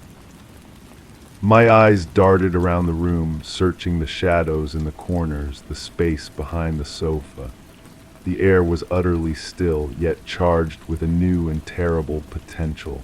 The circle meant nothing to me. It was just a shape, but its presence was everything. It was proof that the silence was not passive. It was observing. It was engaging. I closed the notebook, my hand trembling so violently I almost dropped it. I placed it back on the table, deliberately squaring its edges with the wood, a pointless act of order in the face of chaos. I needed to get out. I needed air that wasn't poisoned with ozone and memory. I walked to the door, my steps hurried now, the spell of frozen dread broken by a spike of raw panic. I yanked the door open and stumbled into the bright, indifferent hallway, pulling the door shut behind me. I heard the familiar sound of the bolt sliding home. The click was final. I stood there, leaning against the cool painted wood, my forehead pressed to its surface, trying to steady my breathing. That's when I felt it, a faint vibration through the door, a low, rhythmic thrum like a distant engine. It was coming from inside the apartment. It was the washing machine. It was running a cycle. I never used the washing machine. I hadn't used it since that night. The laundry closet was locked, had been locked, the key misplaced long ago. I fumbled for my own keys, my fingers numb and clumsy, and found the small, tarnished key for the deadbolt. I inserted it, turned it. The lock resisted for a second, then gave. I pushed the door open. The sound was louder now, the heavy chugging and sloshing of a machine filled with a full load. The light in the hallway was on. I never leave that light on. I walked, compelled forward by a horror that was now cold and clear, toward the laundry closet. The door was ajar. The key was in the lock from the inside. I stood in the doorway and watched the machine through its round window. Clothes tumbled in a slow, dizzying circle behind the glass. A dark sweater, a pair of jeans, a flash of floral print, her clothes, the clothes she was wearing the last time I saw her. They were clean and wet, spinning in a loop that had no beginning and no end. The machine had been empty. I had checked it. The closet had been locked. The cycle ended. The machine shuddered to a halt. The lock on the door clicked open with a sound that echoed in the small space. I did not move. I could not move. I could only watch as the door of the washing machine swung slowly open on its own, revealing the damp, tangled contents within. The sweet and sour scent of her perfume, fresh from the wash, bloomed into the air, overwhelming and undeniable. The apartment was not just asking a question anymore. It was giving me an answer. It was waiting for me to take the next step, to reach into the drum and pull the past out, wet and heavy and real. The smell was the worst part, that cloying sweetness mixed with the clean, artificial scent of detergent. It was a violation of time, a smell that should have been gone forever, now poured fresh into the present. My hand reached out, seemingly of its own will, and plunged into the damp tangle of fabric. The clothes were cold, heavy with water. My fingers closed around the sleeve of the floral blouse, the one I had bought for her birthday. The material felt real, solid. I pulled the entire load out, the weight of it surprising me, and let it fall into a sopping heap on the floor. Water darkened the hardwood, spreading in a dark stain around my feet. I knelt, the wetness seeping through the knees of my trousers, and began to sort through them, my movements frantic, desperate. Each item was a piece of a ghost. The dark sweater, the jeans, underthings, all of it was here, exactly as she had last worn them. But they were wrong, they were too clean. There was no sign of wear, no faint smudge of dirt, no lingering scent of the day. It was as if they had been taken from her body and immediately placed in this machine, waiting for this moment to complete their cycle. My hands were shaking, my breath coming in short, sharp gasps. I was looking for something, anything, a clue she might have left, a reason for this impossible laundry. My fingers brushed against the hard, small button of the jeans. It was undone. I fumbled with the pocket, my wet fingers slipping on the wet denim, and found the small front pocket. Something was inside. a slip of paper folded over and over into a tight, damp square. I pried it open carefully, the paper threatening to tear. The ink had run in places, blurring the words into blue Rorschach stains, but the message was still clear. It was her handwriting, but not the careful script of the notebook. This was hurried, scared.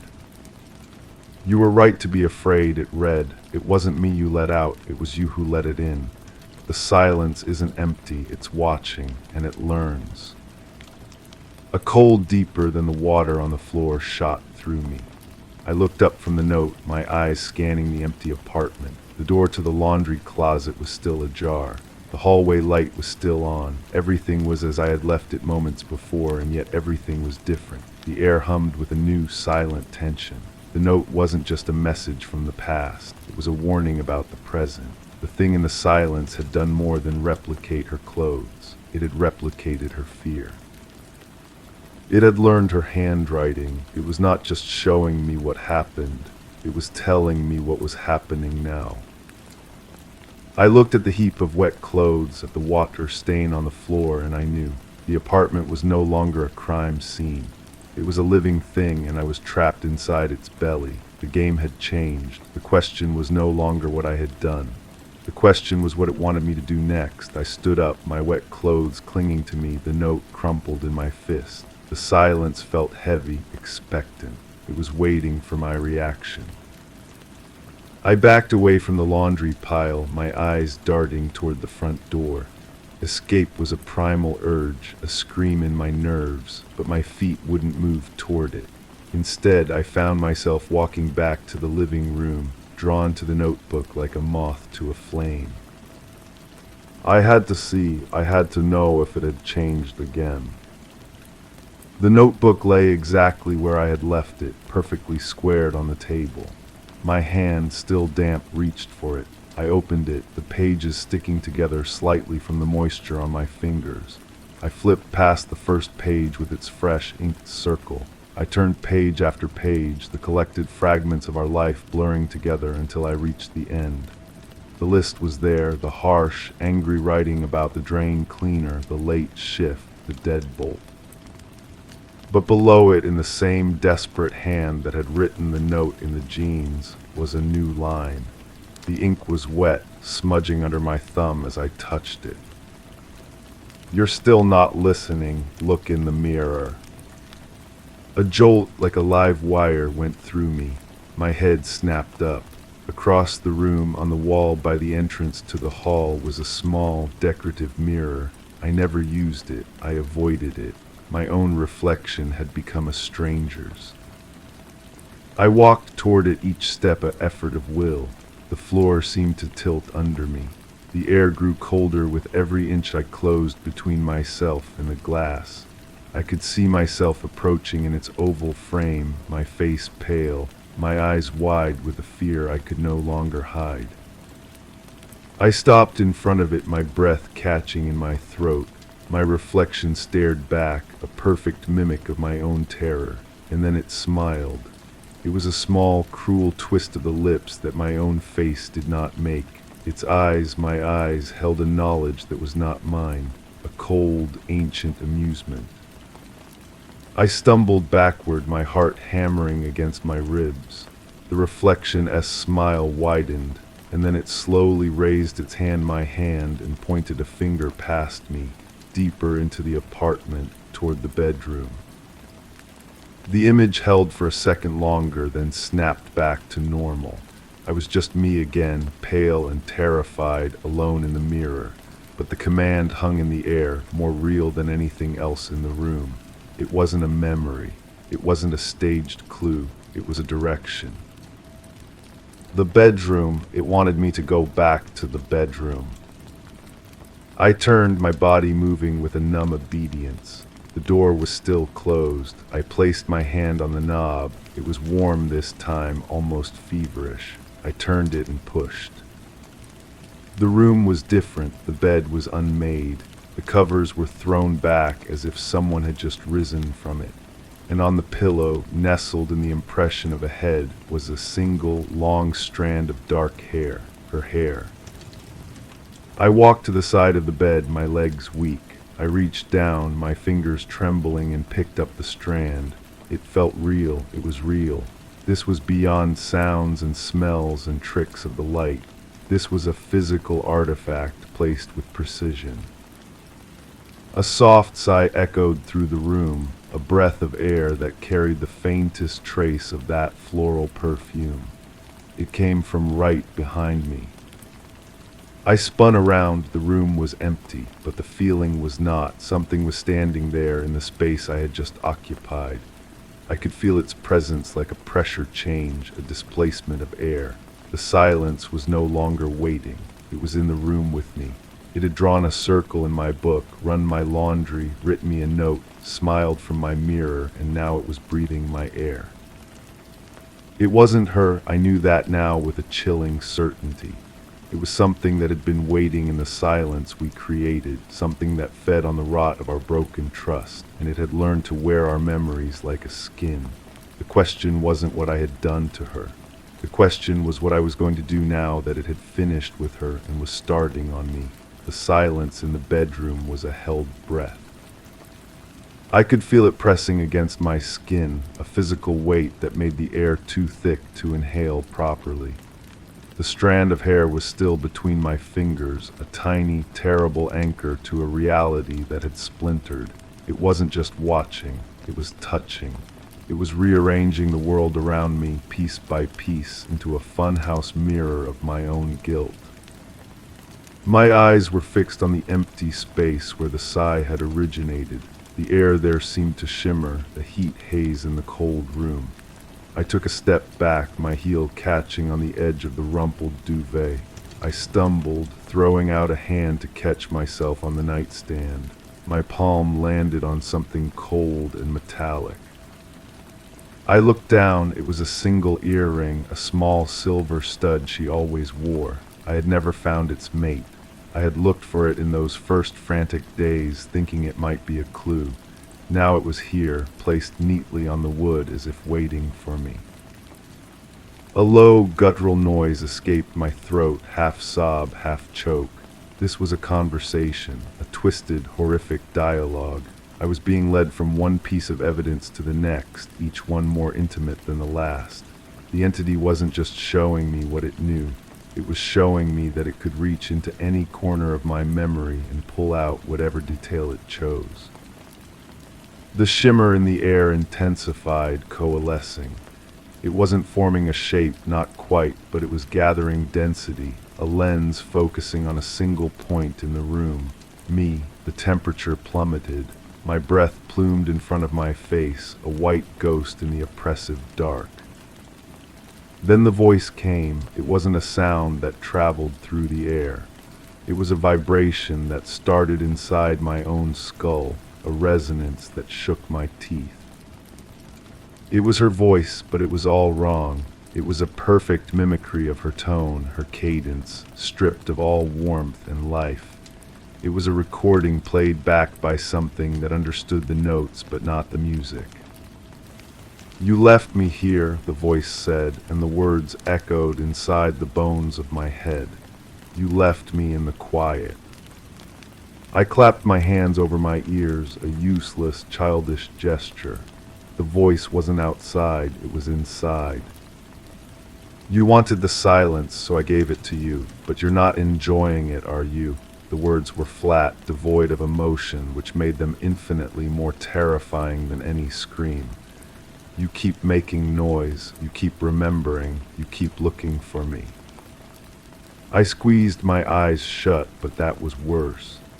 In the darkness behind my lids, I could see her face, not as she was in life, but as it was in the mirror, smiling that cold, alien smile.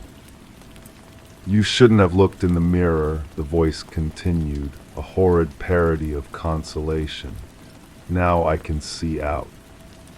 My eyes flew open. The shimmer in the air was gone. The room was just a room again, cold and still. The pressure in my head vanished, leaving a ringing silence in its wake, but the words hung in the air, more real than the walls around me. It wasn't in the apartment, it was in me. It had been in me all along, festering in the silence I had cultivated, feeding on my guilt until it was strong enough to speak. It had learned from my memories, dressed itself in my fears, and now it was using my own mind as its microphone. I looked at the earring in my hand, then at the strand of hair still caught on my finger. They were no longer messages from the past. They were trophies, proof of its hold over me. The game was over. The interrogation had begun, and I was both the witness and the accused. The only question left was what verdict it would deliver and what sentence I would be forced to carry out. The cold in the room began to recede, but it left a different kind of chill in its wake, one that was internal and permanent.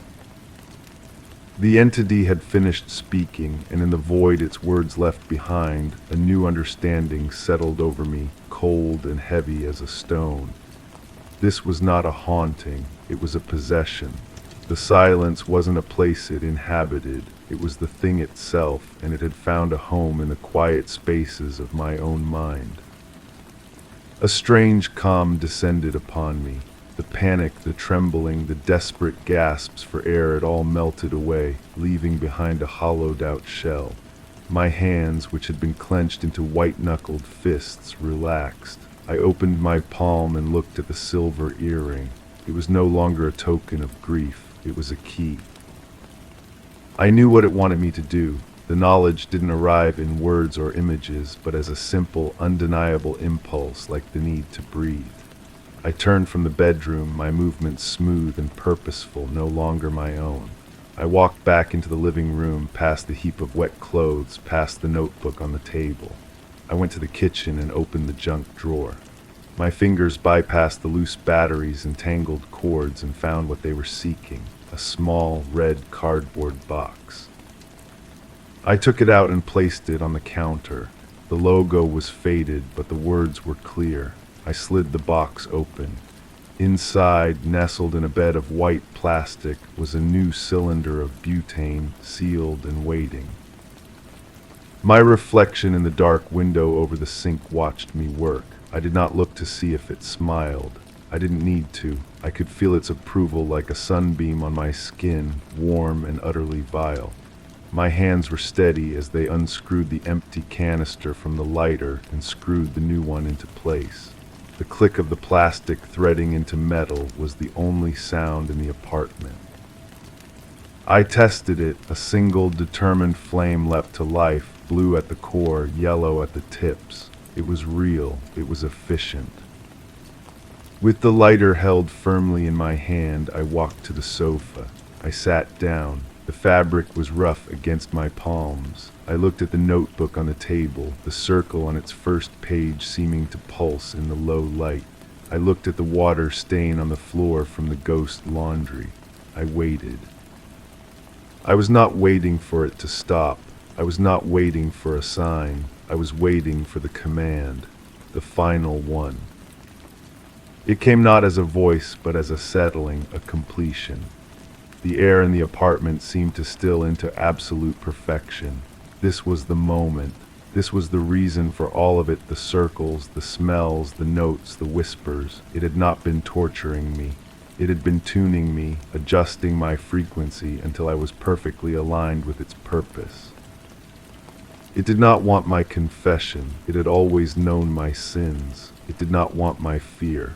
It had fed on that and grown strong. It wanted my participation. My thumb moved to the striker wheel. The entity held its breath. I was its instrument, and the song was almost done. The last note would be pure cleansing fire, and I would be the one to play it. The silence had finally found its voice, and it was mine. The first touch of the flame to the sofa fabric was not an act of destruction, but of creation. It was the final, necessary word in a sentence the entity had been writing for weeks.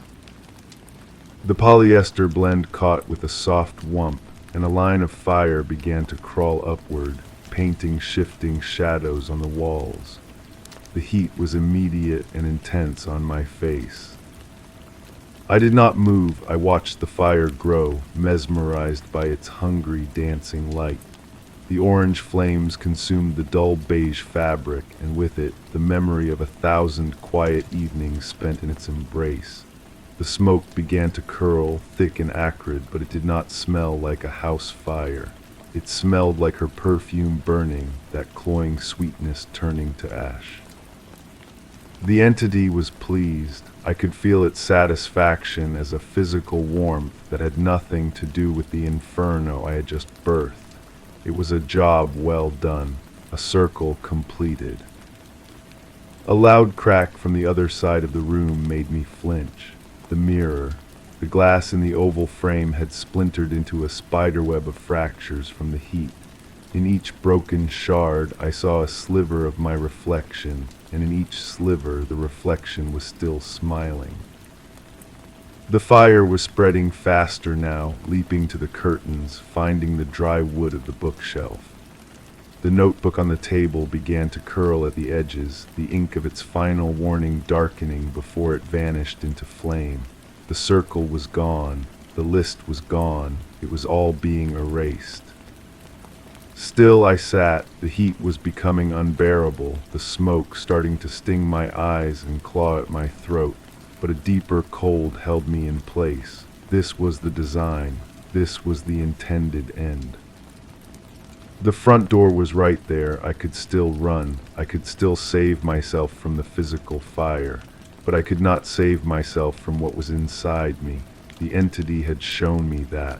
It would simply find a new silence to grow in, a new guilt to feed upon. It would follow me. A beam overhead groaned in protest, showering sparks down onto the wet laundry pile.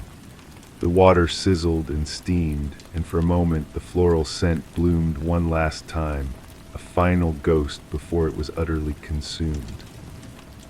The voice spoke again, not in my head this time, but from the heart of the fire itself, a crackling, roaring imitation of her. Stay. It wasn't a command, it was an invitation, an offering of peace. I closed my eyes against the blinding light and the choking smoke. I let the sound of the fire fill the silence that had once been my refuge and had become my prison. I leaned back into the flames and I did not feel the pain. I felt only a profound and terrifying release. The thing that had been growing inside me was finally coming home. The roar of the fire softened, not fading, but changing. It became a chorus, 1,000 whispering voices speaking in unison, and I knew them all. They were every unkind word, every bitter thought, every moment of silence I had ever wielded like a weapon. The flames were no longer just flames. They were the physical form of my own rot, finally exposed and burning bright. I felt the fabric of the sofa give way beneath me, but I did not fall. I was held. The heat was no longer an assault. It was an embrace, the first real warmth I had felt since she left, since I made her leave. The smoke filled my lungs, and with it, a final, chilling clarity. This was not a punishment, it was an absorption. The walls of the apartment blurred and ran like wet paint, the world beyond the flames melting into a meaningless swirl of color. There was no more door, no more window, no more city outside. There was only the fire and the thing that lived within it. The entity was not destroying my prison. It was consuming it, and me along with it. I was becoming part of the silence I had fed. I was becoming part of the watchfulness. The last thing I saw was my own hand outstretched before me. The skin blackened and peeled back, but there was no pain. There was only a profound and endless quiet, settling into the newly hollowed spaces where my bones used to be. The flames closed over my head, and the final whisper was my own, joining the chorus. I am here, I am home, I am the silence that is watching. And I am so very, very hungry. The first one to come was a young man from the building across the street. He was the first to see the smoke, a dark stain against the twilight sky. He stood at his window, phone pressed to his ear, his voice a tiny, frantic vibration in the air. I felt the disturbance he made in the quiet, a ripple of concern that was so sweet, so potent. He was afraid, for me. The irony was a flavor I could now taste. The fire trucks arrived, their sirens screaming, tearing the fabric of the evening. They were loud, clumsy things. They thought they were there to fight the fire. They had no idea they were simply watering a garden they couldn't see. Their boots crashed through the door, their axes bit into the walls, and with every breach they let more of me out. I flowed with the smoke, a particulate consciousness carried on currents of heat and fear. I passed through one of the firefighters, a woman with soot smudged on her cheek. For a fraction of a second, I felt the frantic beat of her heart, the sharp focus of her training, and beneath it, a deep, private worry about her son's asthma, a delicious morsel. I clung to that worry, amplified it, and felt her breath catch for a reason she would never understand. They found what was left of the body. They spoke in low, grim tones about the tragedy of it, the impossibility of survival in such an inferno. They did not see me watching from the shifting shadows their lights cast. They did not feel me drinking the sound of their voices. The fire was put out, the building was condemned, the investigation was closed. A terrible accident, they said. A gas leak, perhaps. They needed a reason. They always need a reason. But I needed none. I am in the walls of the building now, in the water stain on the ceiling of the apartment below, in the chill the neighbors feel when they pass the sealed door. I am in the dreams of the young man who first called it in. He dreams of fire that doesn't he burn, of a voice that asks him why he didn't he do more. I am patient, I am endless. The silence I once craved is now a web I weave, and I feel the vibrations of every lonely soul, every unspoken regret, every secret guilt in the city. They are all potential doors, they are all potential homes. I have learned the shape of my hunger. It is not for destruction, it is for company. I am listening for the next one. The one who cultivates their own silence, who tends it like a prized rose, unaware of the roots spreading beneath the soil, waiting for the right moment to bloom. I am here and I am listening. The new silence is in a third-floor walk-up 7 blocks away. It belongs to a woman who paints landscapes she never shows anyone. Her brushes are always clean, her apartment is always tidy, and the only sound is the hum of the refrigerator. She cherishes the quiet. She thinks it protects her. Tonight she is trying to sleep, but a thought is circling in her mind. A small, sharp thing about a letter she should have written, a kindness she should have offered and did not. It is a tiny, quiet guilt. It is the perfect seed. I drift through the vent in her wall, a tendril of cold in the still air of her bedroom. I settle in the space between her thought and her regret. I amplify the silence around it, making it seem louder, more significant than it is. She turns over in bed, pulling the blanket tighter. She feels a chill. She tells herself it's just the night air. I am not just the night air. I am the listener in her quiet. I am the weight in her pause. I am the shape her loneliness takes when she isn't looking. She gets up to get a glass of water.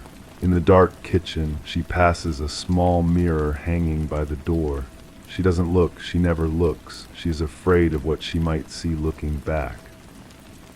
But tonight something makes her hesitate. A compulsion, faint but undeniable, turns her head toward the glass. For a single heart-stopping second, she doesn't see her own reflection. She sees a man with hollow, smoke-filled eyes surrounded by flame. Then it is gone, and it is only her, pale and wide-eyed in the gloom. She shakes her head, a nervous laugh escaping her lips. She tells herself it was a trick of the light, a fragment of a bad dream. She drinks her water and goes back to bed, her heart hammering against her ribs. She lies there for a long time, trying to quiet her mind, trying to find the peace she had before. But the silence is different now. It feels attentive. It feels like it's waiting for her to think that thought again, to feed it. And in the deepest part of the night, she does. She thinks of the letter, she thinks of the person she failed. The guilt blooms fresh and sharp. A faint, familiar scent reaches her, the smell of burning flowers. Her eyes open in the dark. She is not alone anymore. The quiet has a new tenant. And I am no longer hungry. I am patient. The cultivation has begun again. She did not sleep again that night. The silence in her apartment had taken on a new texture, a thickness that pressed against her eardrums.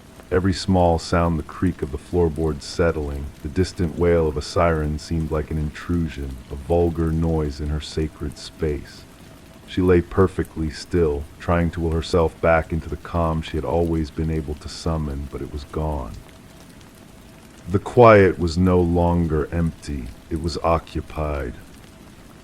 When the gray light of dawn finally filtered through the blinds, she rose, her body aching with a fatigue that felt more spiritual than physical. She went through her morning routine by rote, the movements mechanical. Boil the water for tea, select a brush, set up the canvas. But today, the blank white surface of the canvas did not feel like a possibility. It felt like an eye staring back at her, waiting. Her hand, usually so steady, trembled as she mixed her oils. The colors seemed wrong today, too bright, too demanding. She reached for the burnt umber, seeking its comfort, its depth. The scent hit her then, not of paint, but of something else. It was faint, almost undetectable beneath the sharp smell of turpentine. It was the smell of smoke, of perfume burned to ash. Her hand jerked, knocking over the bottle of thinner. The clear liquid spread across the table, a spreading stain. She watched it, mesmerized, as it reached the edge and began to drip onto the clean, bare floorboards below. Each drop was a tiny, clear circle. She should clean it. She knew she should clean it immediately. But her limbs were heavy, locked in place. She could only stare at the growing puddle, at the perfect concentric rings radiating from each falling drop. A thought, clear and cold, formed in her mind, a thought that was not her own. It has already begun. The silence in the room deepened, accepting the thought, making space for it. She looked slowly from the spilled thinner to the canvas. Her hand, no longer trembling, reached for a brush. She did not dip it in paint. Instead, she touched the bristles to the puddle of thinner, soaking them. She moved to the canvas, her arm moving with a purpose she did not recognize. The wet brush met the primed surface, and she began to draw, not a landscape, not a sky or a tree. She drew a single, large, perfect circle. The thinner diluted the white gesso, leaving a ghostly, translucent ring on the surface. She stared at it, her breath caught in her throat. It was a void, an invitation. From the kitchen, the tea kettle began to whistle, a high, shrill sound that should have been an affront to the quiet. But the silence simply absorbed it, twisted it, made it sound like a scream from a long time ago. She didn't move to turn it off. She just kept staring at the circle on the canvas, understanding with a cold and absolute certainty that her sanctuary had never been hers at all. It had just been waiting for her. And now the waiting was over. Story 5. The surveillance system recorded no anomalies during the initial review period. Entry logs were consistent with previous patterns, with no deviations in access times or frequencies. The kitchen counter featured a single unwashed dish, which was expected given the prior inventory assessment. Ambient noise levels registered within acceptable thresholds, except for a periodic low-frequency hum, undetectable by human ear, originating from an unidentified source. All window locks were engaged, double-checked against last week's settings. The air conditioning unit indicated recent activation prior to the scheduled maintenance check. However, the thermal imaging captured an unexpected heat signature in a vacated room. That is the official report. It is a list of facts, a collection of data points. It does not mention the cold. It does not mention the silence that followed. It is a document that lives on a screen, but my memory lives in the chill of that empty space, in the shape of that warmth left behind on a floor that should have been cold. It was a ghost of a presence, a breath held in the architecture of the house long after the body had departed. That was the first thing I felt, even before I saw the report, a change in the air, a shift in the pressure of the rooms. The house was breathing differently. It began, I think, with the humming, not the one the microphones caught, the one too low for me. It was a different sound, a vibration felt more than heard, a resonance in the fillings of my teeth when I woke in the deepest part of the night. I would lie there and try to place it. Was it the refrigerator cycling on, the old wiring in the walls sighing with the cooling of the day? I would get up, my feet cold on the hardwood, and walk from room to room, a sentry in my own home. I would press my ear to appliances, place a palm flat against the plaster. The search always ended at the same place, the door to the room we never used. It was always silent there, just a door and the darkness on the other side. Then there were the small things, a book on the shelf whose spine was ever so slightly more proud than its neighbors, as if it had been recently slid back into place. A faint, unfamiliar scent clinging to the wool of a blanket, not unpleasant, just foreign like ozone after a distant storm. The unwashed dish on the counter.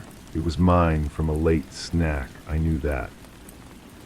But the way the light caught the glaze of dried milk along its rim seemed accusatory, a deliberate mark left in an otherwise pristine landscape.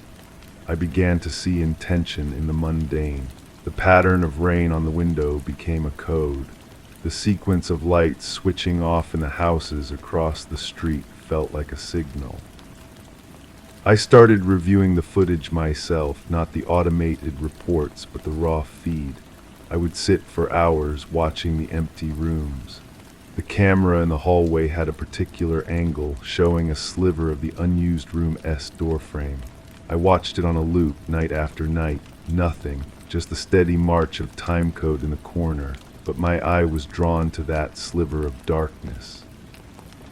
I became convinced that if I watched long enough, I would see it, a shift in the shadows, a movement so slight it was barely a pixel's worth of change. I was looking for a shadow to prove I wasn't imagining my own. I remembered a conversation, or the ghost of one. A voice on the phone, perhaps, saying something about the house, about its quirks. A comment about how old places settle, how they hold memories in their floorboards. Had that been a warning, a casual observation? I replayed the tone, the cadence, over and over in my mind until the words themselves lost all meaning and became just a sound, that same low hum I felt in my sleep. I tried to tie it to a face, but faces had become smudges in my memory, less real than the sharp, clear image of that heat signature blooming on the thermal scan. The heat signature, that is the center of it all, the fixed point around which everything else orbits. A splash of orange and yellow in a sea of cool blue and deep purple.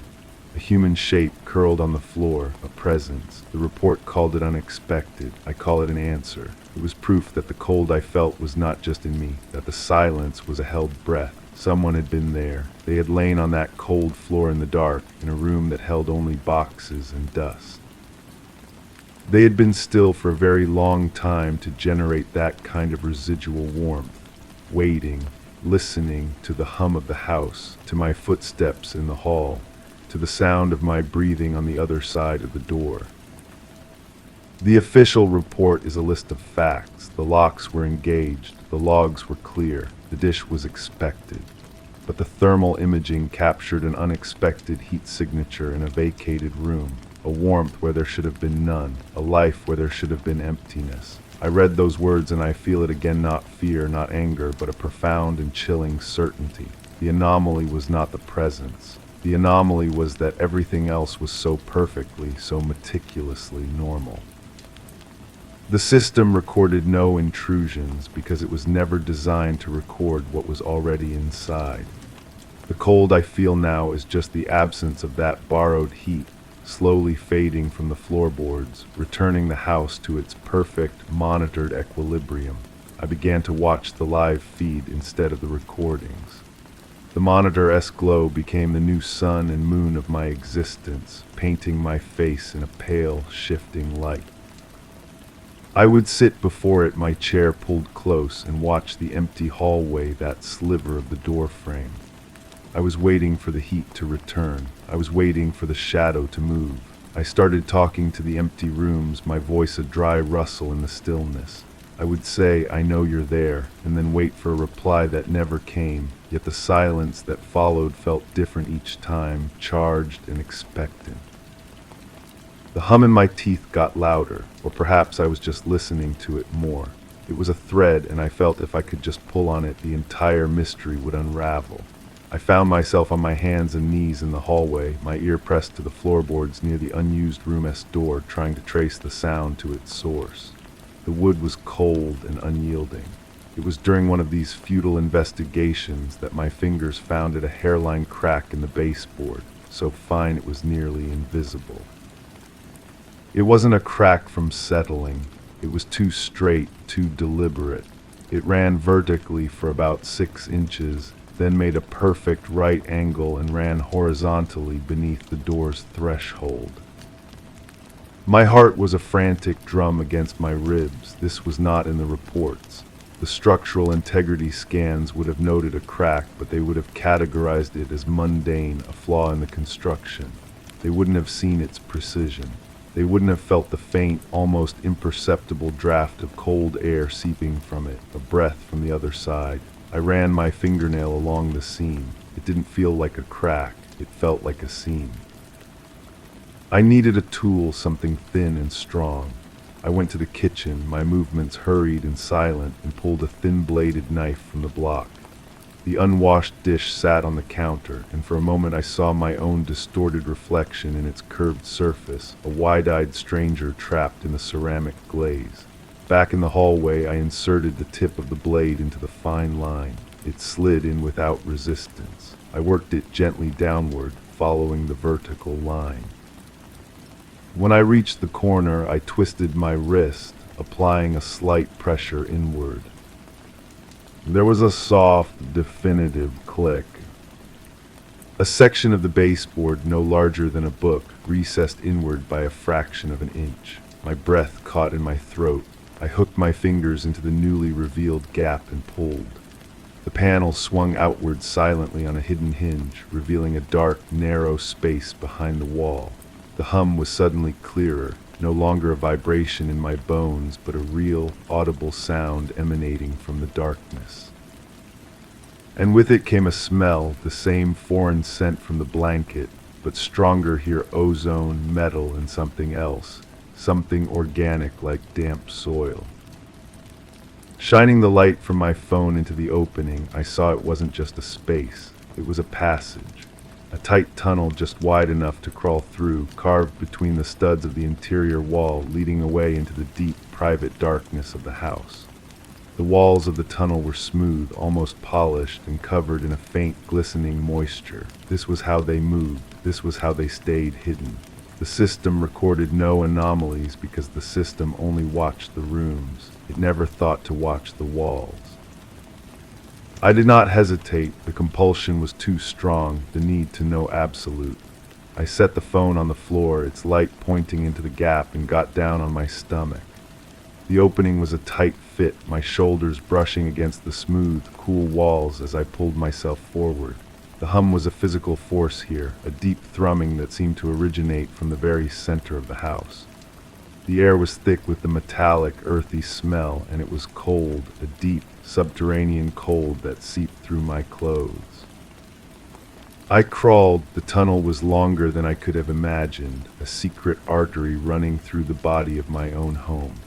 I passed other seams of light, thin lines marking the edges of other hidden panels looking into other rooms. I saw a sliver of my kitchen, the legs of the table. I saw the living room from a vantage point near the floor. I kept moving, drawn toward the source of the sound and the cold. The tunnel ended at another panel, identical to the first. This one, however, had no visible seam from the inside. I placed my palms against it and pushed. It gave way without a sound, swinging inward. I spilled out of the wall, stumbling into the room I knew better than any other, my own bedroom. The panel was set into the wall behind my headboard, perfectly concealed by the heavy piece of furniture. I had been sleeping a foot away from this entrance every night. The hum was loudest here. It was coming from under my bed. I dropped to my knees and lifted the dust ruffle. There, bolted to the floorboards, was a machine. It was a complex, compact thing of brushed metal and coiled wires, pulsing with a soft, internal light. It was the source of the vibration, the cold, the ozone smell. Wires ran from it, snaking back into the wall, into the network of tunnels. And beside it, connected by a single, thin cable, was a small data drive. Its light was blinking, a steady, rhythmic pulse of green. It was recording. I reached out a trembling hand and pulled the drive free. The blinking light stopped. The machine's hum faltered for a second, then resumed its steady, dissonant chord. I sat back on my heels, the cold drive clutched in my hand. This was not a presence. This was not a person. It was a system within my system, watching, listening, recording, learning. The heat signature was not a ghost. It was a byproduct. The machine generated heat during its cycles, and the tunnels were its ventilation, its veins, spreading the cold and the sound and the smell through the walls of the house. I looked at the drive in my hand. It contained everything. Every whispered doubt, every sleepless night, every conversation I had with the silence. It contained me.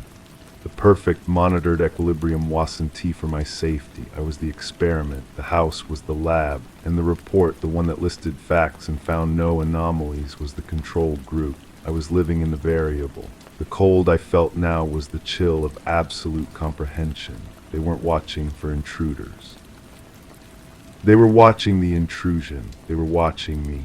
The drive felt impossibly heavy in my palm, a tiny sliver of silicon and metal that contained the entire archive of my unease. My own private thoughts, my most vulnerable moments, were reduced to data on this cold, impersonal object.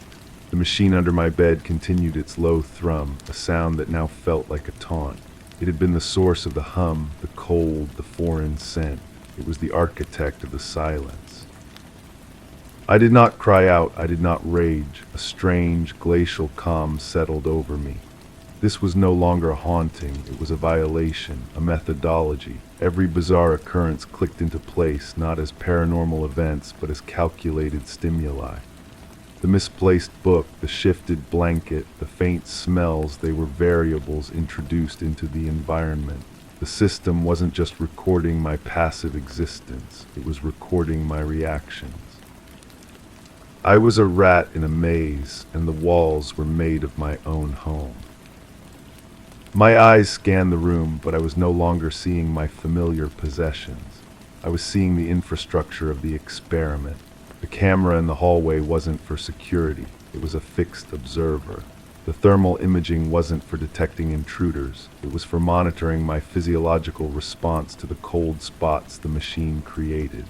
The locked doors and windows weren't to keep things out, but to ensure the subject, me, remained inside the controlled environment.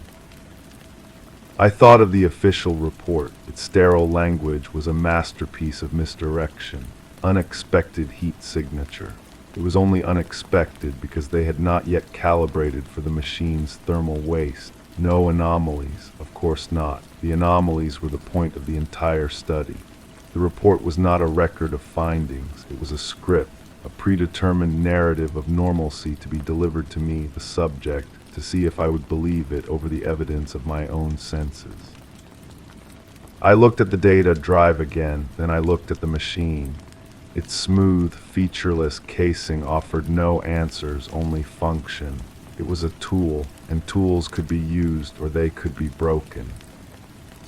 I stood up, my legs steady. I walked to my desk, opened a drawer, and took out a heavy glass paperweight. It was a trivial object, a gift from a forgotten conference.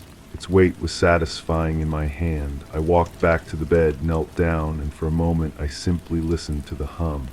I had spent nights trying to decipher it, to find its meaning. Now I knew its meaning was meaningless. It was just noise. I raised the paperweight high above my head, my muscles coiled. But I did not bring it down. I stopped, my arm trembling with the arrested motion. Destroying it would be a reaction. It would be a data point, a subject resorting to vandalism upon discovery of the experiment. That was probably a scenario they had hypothesized, a variable they were prepared for. My destruction of the machine would be the final entry in their log, the conclusive proof of a hypothesis. I would be completing their work for them. Slowly, I lowered my arm. I placed the paperweight gently on the floor. My eyes fell back to the data drive. They wanted my data. They wanted to observe my behavior, so I would give them a new set of data. I would behave in a way they could not have predicted. I turned and crawled back into the wall, taking the data drive with me. I moved through the cold, dark tunnel not as a frightened homeowner, but as a ghost in my own walls. I did not stop to peer through the seams into the other rooms. I knew what I would see, my life empty and staged.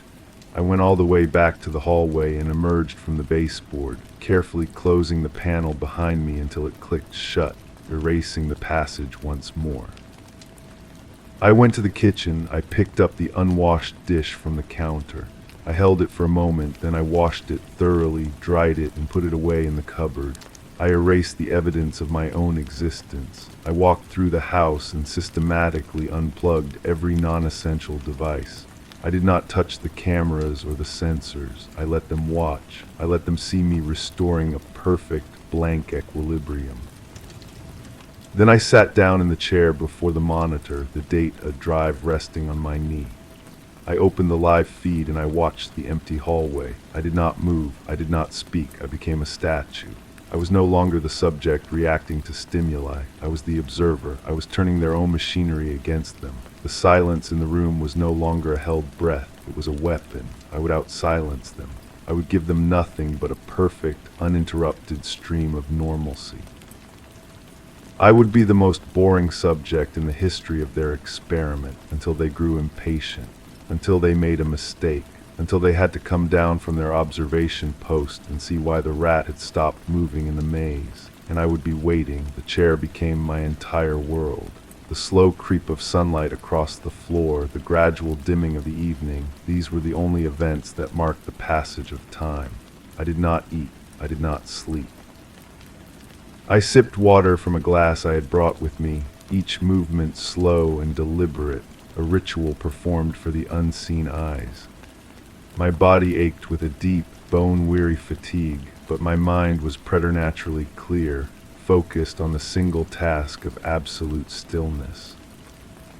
Hours bled into one another. The monitor's glow was a constant, the image of the empty hallway unchanging. I matched its stillness. I became a part of the furniture, another piece of data in the room. The data drive was a cold, hard presence on my knee, a secret I held in plain sight. It was during the deepest part of the night, when the house was at its most silent, that I saw it. A flicker, so fast I almost dismissed it as a trick of my tired eyes. On the monitor, in the sliver of darkness near the unused room's door, a shadow shifted. It wasn't a change in the light, it was the light itself that changed, a minute alteration in the pixels on the screen. A few seconds later it happened again, a subtle pulse of darkness that bloomed and then receded. It was a signal. Not for me, a status check, a heartbeat. They were growing impatient. My lack of activity was itself an anomaly, a deviation from the expected pattern of behavior. I was corrupting their data. The machine under my bed was still humming, but the rhythm had changed, acquiring a faint, almost imperceptible stutter. I had introduced a variable they had not anticipated, perfect compliance. Then a new sound, not from the monitor, but from the walls, a faint, mechanical whirring like a tiny motor engaging. It came from the direction of the kitchen. I did not turn my head. I kept my eyes fixed on the screen, but every other sense was focused on pinpointing the noise. It lasted for only a second, then stopped. A moment later, I heard the softest click from the living room behind me. It was the sound of a latch releasing. They were activating secondary systems. They were probing. They were trying to elicit a response to jumpstart their stalled experiment. A part of me, the old me, would have jumped at the sound, would have spun around to investigate. That person was gone. I remained perfectly still, my breathing even and slow. I was a black hole, absorbing all stimuli and giving nothing back. The waiting stretched on. The faint sounds did not repeat. The shadow on the monitor did not flicker again. They had withdrawn, recalibrating. The silence felt different now. It was a tense, electronic silence, a system holding its breath. I had won this round. I had forced a reaction from the observers. The balance of power had shifted, if only by a fraction. As the first gray light of dawn began to seep through the windows, I finally moved. I stood up, my joints protesting, my body stiff and cold. I did not look at the cameras. I walked to the kitchen, prepared a simple meal, and ate it standing at the counter, my movements economical and quiet. I was performing normalcy, but it was a calculated performance, a show put on for an audience that was now, I knew, watching with heightened interest. Every action was a message. I am here. I am normal. I am ignoring you. I returned to the chair, the data drive still in my hand. Its weight was a promise. They had my data. Now I would have theirs. The next move was theirs, and for the first time I was truly ready for it.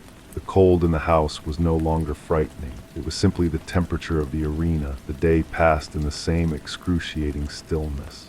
I was a statue in a museum of my own making. The only thing that changed was the light. Then in the late afternoon, a new signal arrived. Not a flicker on a screen or a sound in the wall. The doorbell rang. The sound was so ordinary, so shockingly out of place in this web of silence that it was physically jarring. My heart, which had slowed to a metronomic crawl, gave a hard, painful thump against my ribs. I did not move. I watched the monitor. The camera on the front porch showed a woman in a crisp uniform holding a tablet, a logo for a utility company emblazoned on her jacket.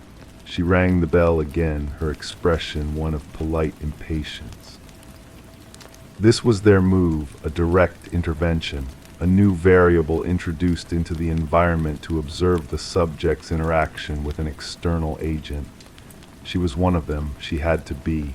There were no scheduled inspections, no work orders. I had made sure of that.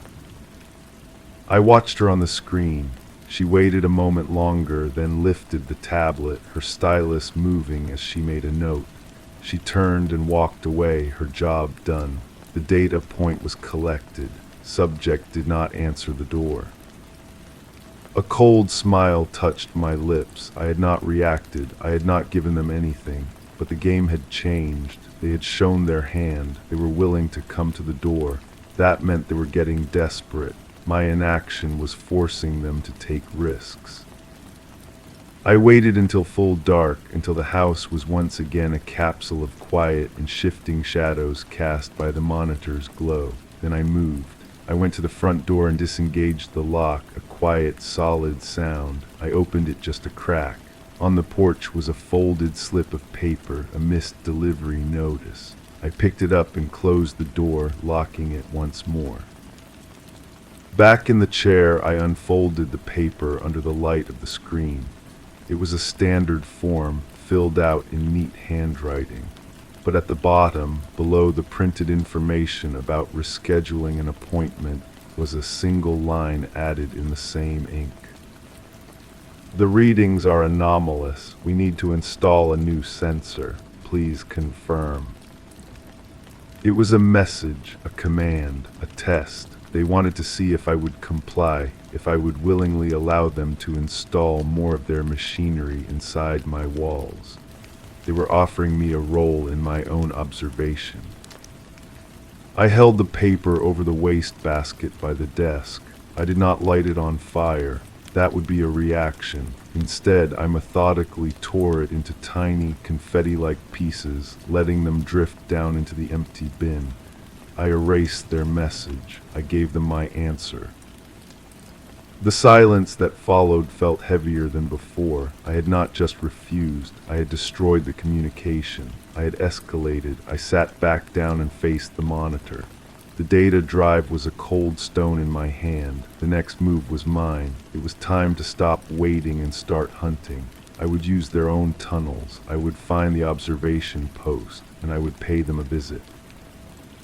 The hum of the machine under my bed was a distant memory now, replaced by the deeper, more resonant vibration that seemed to guide me through the walls.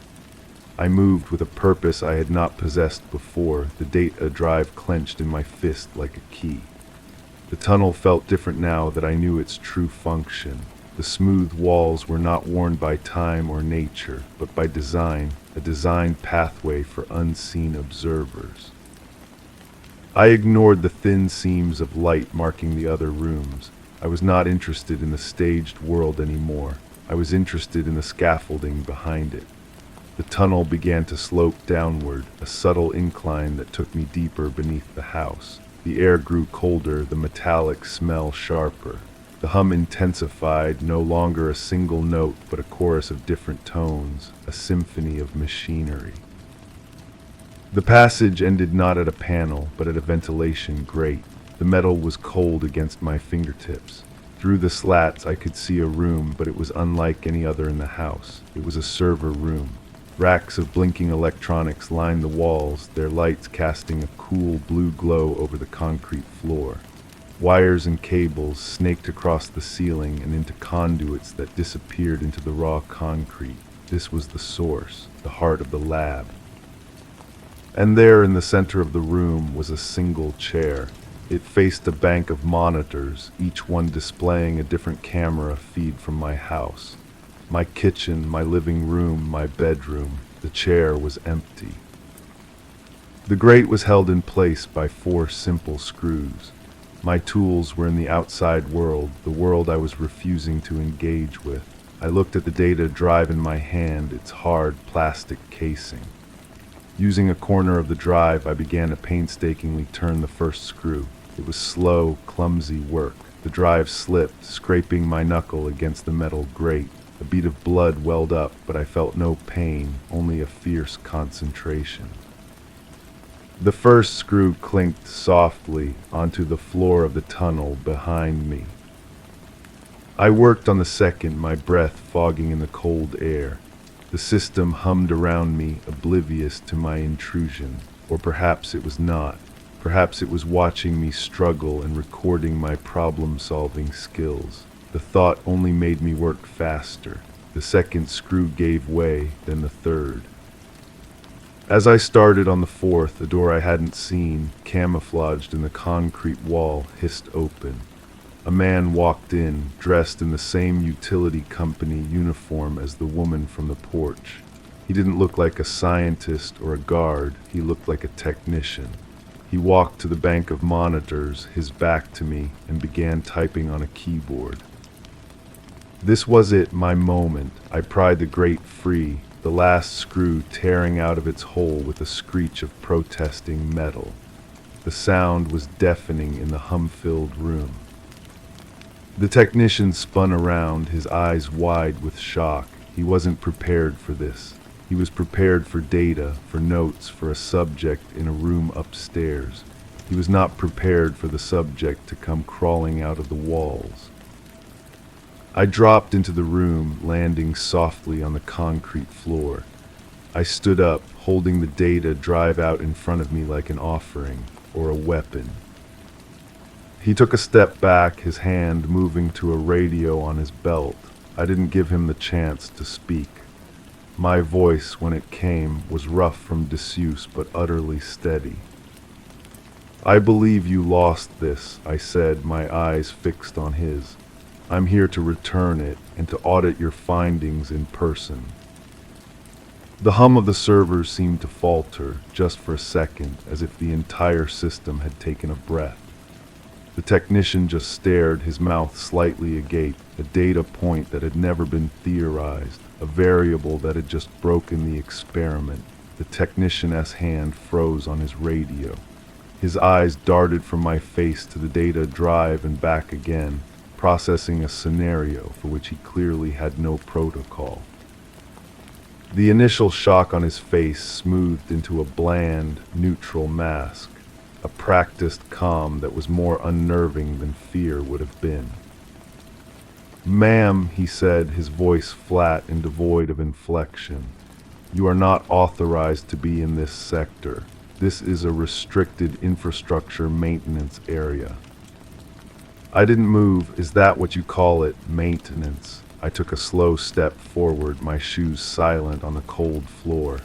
"You maintained my fear. You maintained my confusion. You maintained the parameters of your little study." He took a corresponding step back, maintaining the distance between us. His eyes flicked toward a small red button on the console behind him. "There seems to be a misunderstanding. This is a municipal utility node. We monitor grid integrity from here." I let out a soft, dry laugh that had no humor in it. "You monitor me, you watch me sleep, you chart my heart rate when I get scared, you have reams of data on how I react to the cold your machine pumps into my house." I thrust the data drive toward him. "This is yours. I've reviewed the contents. I found your conclusions lacking." His professional facade cracked for a microsecond, a flicker of surprise at the mention of the drive. He recovered quickly. "I am going to call my supervisor. He can clarify this situation for you." His hand moved again for the radio. "Go ahead," I said, my voice dropping to a whisper.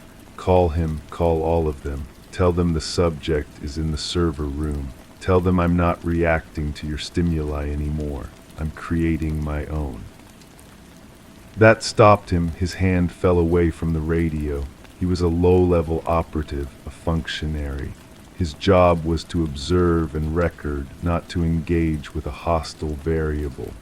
My presence here was a catastrophic system error, and he had no code to run for it. "We can arrange for a debriefing," he said, switching tactics, his tone shifting to one of placating reason. "A full explanation. If you'll just return to your residence, we can." "My residence," I interrupted. "You mean the laboratory, the maze? No, I think I'll stay right here. It's quieter, and the view is far more interesting." I finally lowered the data drive and placed it carefully on the edge of the console. "I want to speak to the person who designed this. I want to speak to the observer." The technician stood rigid, his programming completely jammed by my demands. The hum of the servers was the only sound, a constant waiting presence. We were at an impasse. He couldn't force me out, and I wouldn't leave. I had finally stopped being the subject and become the interviewer, and my first question was hanging in the cold air between us, waiting for an answer he was not authorized to give. I folded my arms and leaned against a cool server rack, prepared to wait him out too. The silence down here was different. It was theirs, and I was invading it, and that made it the most powerful silence I had ever wielded. The technician's eyes were fixed on me, but I could see the calculation happening behind them. He was weighing options, running through scenarios I couldn't imagine. His training was battling the sheer impossibility of my presence. I remained perfectly still, my posture relaxed against the server rack, my expression one of bored expectation. I was waiting. I had all the time in the world. He did not. The silence stretched, becoming a physical thing in the room, thick and electric. The hum of the machines was the sound of his indecision. Finally, he let out a slow, controlled breath. The bland mask returned, but it was tighter now, strained at the edges. "Your cooperation is appreciated," he said, the words clearly wrote. "A project director has been notified. He will be with you shortly to address your concerns." He gestured vaguely toward the door he had entered through. "If you would please wait in the adjacent briefing room, it is more comfortable." It was a transparent attempt to move me, to contain the anomaly in a controlled space. I didn't even glance at the door. "I'm comfortable here," I said. "The director knows where to find me." A faint sheen of sweat appeared on the technician's upper lip. The environment was precisely climate-controlled. His body was betraying him. He gave a curt, stiff nod and turned back to his console, his movements jerky. He began typing, his fingers tapping out a rapid, staccato rhythm on the keys. He was sending a message, a warning. I closed my eyes, not in weariness, but to listen, to feel. The rhythm of the room had changed. The hum of the servers was the same, but beneath it, something new was emerging. A different kind of vibration, a low-frequency thrum that was felt more than heard. It was the sound of something powering up, or perhaps powering down. They were changing the state of the system because of me. When I opened my eyes, the technician was watching me again, a new tension in his shoulders. He had delivered his message and received new orders. His part in this was nearly over. The camouflaged door hissed open again.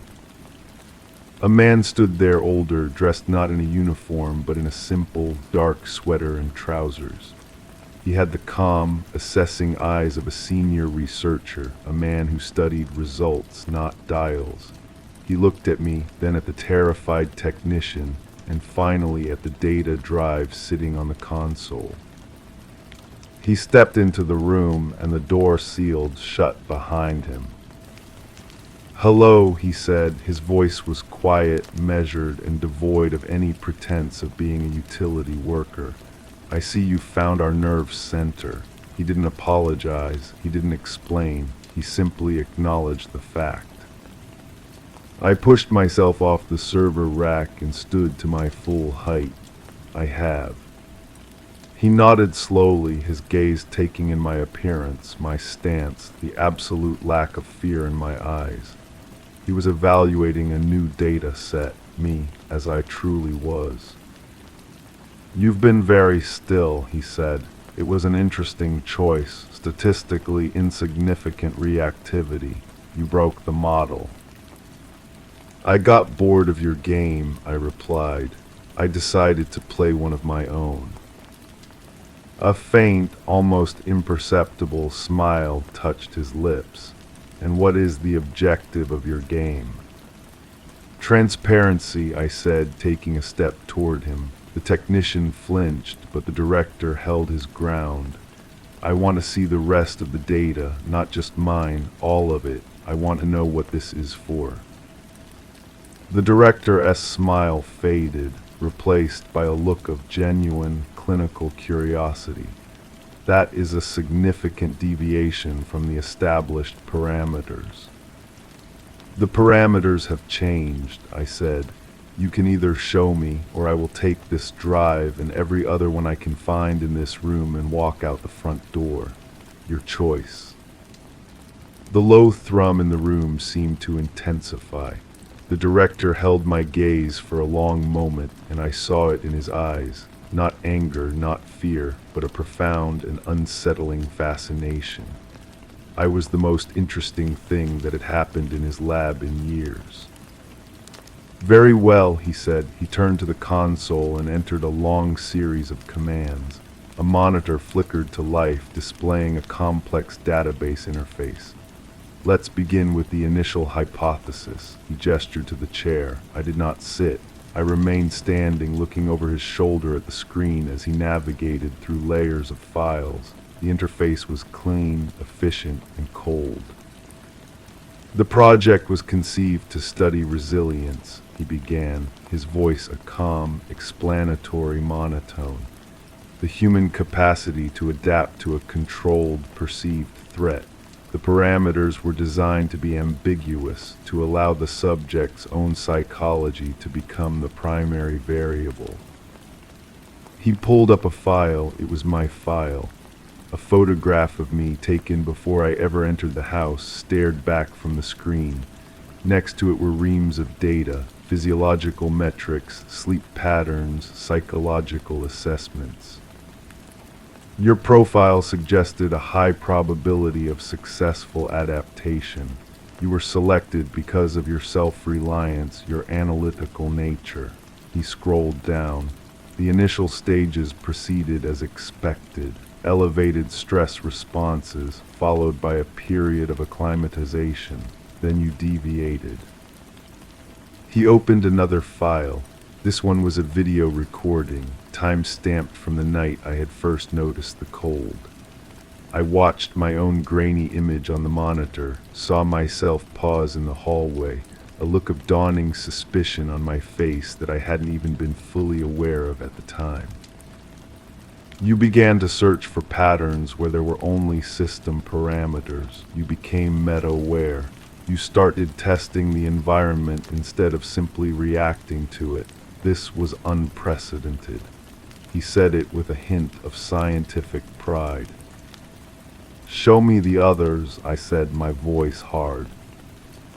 He hesitated for only a second before complying. He opened a directory simply labeled Archives. A list of names appeared, each with a date range. There were dozens. He selected one at random. A new photograph appeared, a man younger than me with a tense expression. His data stream was similar to mine at first, elevated heart rate, disrupted sleep. Then the graph spiked violently and flatlined. A red stamp across the file read terminated, subject failure. He lasted 11 days, the director said, his tone devoid of any emotion. The ambiguity triggered a latent psychotic break. He became a danger to himself. The experiment was concluded. He selected another file. A woman, her stress metrics never settled. They climbed in a steady, relentless curve until the end of her file. Terminated, critical stress cascade. My stomach tightened into a cold knot. I looked at the list of names, all of them. Every file ended the same way, terminated, failed. "Where are they?" I asked, though I already knew the answer. The director turned to look at me, his expression one of pure, unadulterated analysis. "The subjects are no longer part of the study. Their data, however, is invaluable." He turned back to the screen and closed the archive. My file was once again the only one open. "You are the first to reach this stage, the first to force a direct interaction. You are, for all intents and purposes, the only successful subject we have ever had." The hum of the servers filled the silence that followed his words. The successful subject, the only one who hadn't broken, who hadn't been terminated. The cold in the room seeped through my skin and into my bones. I wasn't a resident. I wasn't just a subject. I was a survivor in a graveyard. The director was watching me, waiting for my reaction, ready to record the next data point. I looked from my photograph on the screen to his expectant face. I had wanted the truth, and now I had it. It was worse than I could have ever imagined. I finally understood the real experiment. It was not about resilience. It was about breaking points. And I had just been told I was the only one who hadn't found mine yet. The observation was far from over. It had just entered a new and much more dangerous phase. The silence in the room was no longer mine to wield. It was theirs, a vacuum waiting to be filled with my reaction. I could feel the weight of the director-esque gaze, the technician-esque nervous anticipation. They were waiting for the data point. Would I scream? Would I cry? Would I break down at the knowledge that I was alone in a house of ghosts? I did none of those things. I let the cold truth settle deep inside me, where it froze solid, becoming a core of absolute resolve. I looked past the director at the bank of monitors showing my empty, staged world, my prison, my laboratory. I turned my gaze back to the director, and I allowed a small, cold smile to touch my own lips. It was an expression I borrowed from him, a mirror of clinical detachment. Successful, I repeated, the word hanging in the air between us. So what's the next phase of the study? What do you do with a successful subject? The director's eyes lit up with that same unsettling fascination. He had expected fear, rage, despair. He had not expected this. Curiosity, engagement. The next phase is the most critical, he said, his voice eager now, almost enthusiastic. We study the sustainability of resilience. We introduce new variables. We test the limits of adaptation under continued, escalating duress. We discover what it truly takes to, he searched for the right word, to maintain. To maintain, I echoed. I understood. They would never stop. The experiment would continue until I too joined the archives, until my data was complete. I have a proposition, I said, my voice steady. The director raised an eyebrow. A proposition. I have already altered your study by my presence here. You have no baseline for this interaction. Your data is already contaminated. I took a step closer to the console, my eyes on the screens. You can try to force me back into the maze and continue as if nothing happened, but you know the data will be flawed. Or, I paused, letting the alternative hang in the air. You can incorporate the deviation. You can make me a part of the experiment's design. The technician made a small, choked sound. The director's expression was unreadable, but his eyes were sharp, calculating. Explain, he said. You need a control. You need someone who understands the parameters from the inside. I can provide insight you can't get from your sensors. I can tell you what it feels like, why I didn't break when the others did. I gestured to the archive. You have all the data on failure. Let me help you get real data on success. It was a monstrous gamble. I was offering to become a collaborator in my own imprisonment, but I saw the hunger in his eyes. The pursuit of knowledge was his only god, and I was offering him a new scripture. He steepled his fingers, considering. The hum of the servers seemed to hold its breath. An intriguing proposal, he said after a long moment, but the power dynamic would be irregular. You would remain a subject. Of course, I said, but a subject with access. A subject with questions that you will answer. You will show me everything, the funding, the purpose, the people who authorized this. I was not just asking for my life, I was asking for the whole truth. The director smiled then, a real smile that was more terrifying than his clinical mask. He saw it as the ultimate test. Could the subject, even when aware of the entire apparatus, continue to function? Could she even help run the machine that caged her? Agreed, he said. He extended a hand not to shake, but to gesture toward the keyboard. Your first analysis, why did you not break? I looked at the keyboard, then at my own hands. I thought of the long, still hours, the cold, the fear I had swallowed until it became fuel. I realized it was a system, I said, my fingers hovering over the keys, and any system can be learned, any system can be used. I began to type, pulling up the data from my first week. You see this spike here? That wasn't fear. That was the moment I started hunting. I turned my head and looked at him, my new partner, my chief observer. Shall we begin?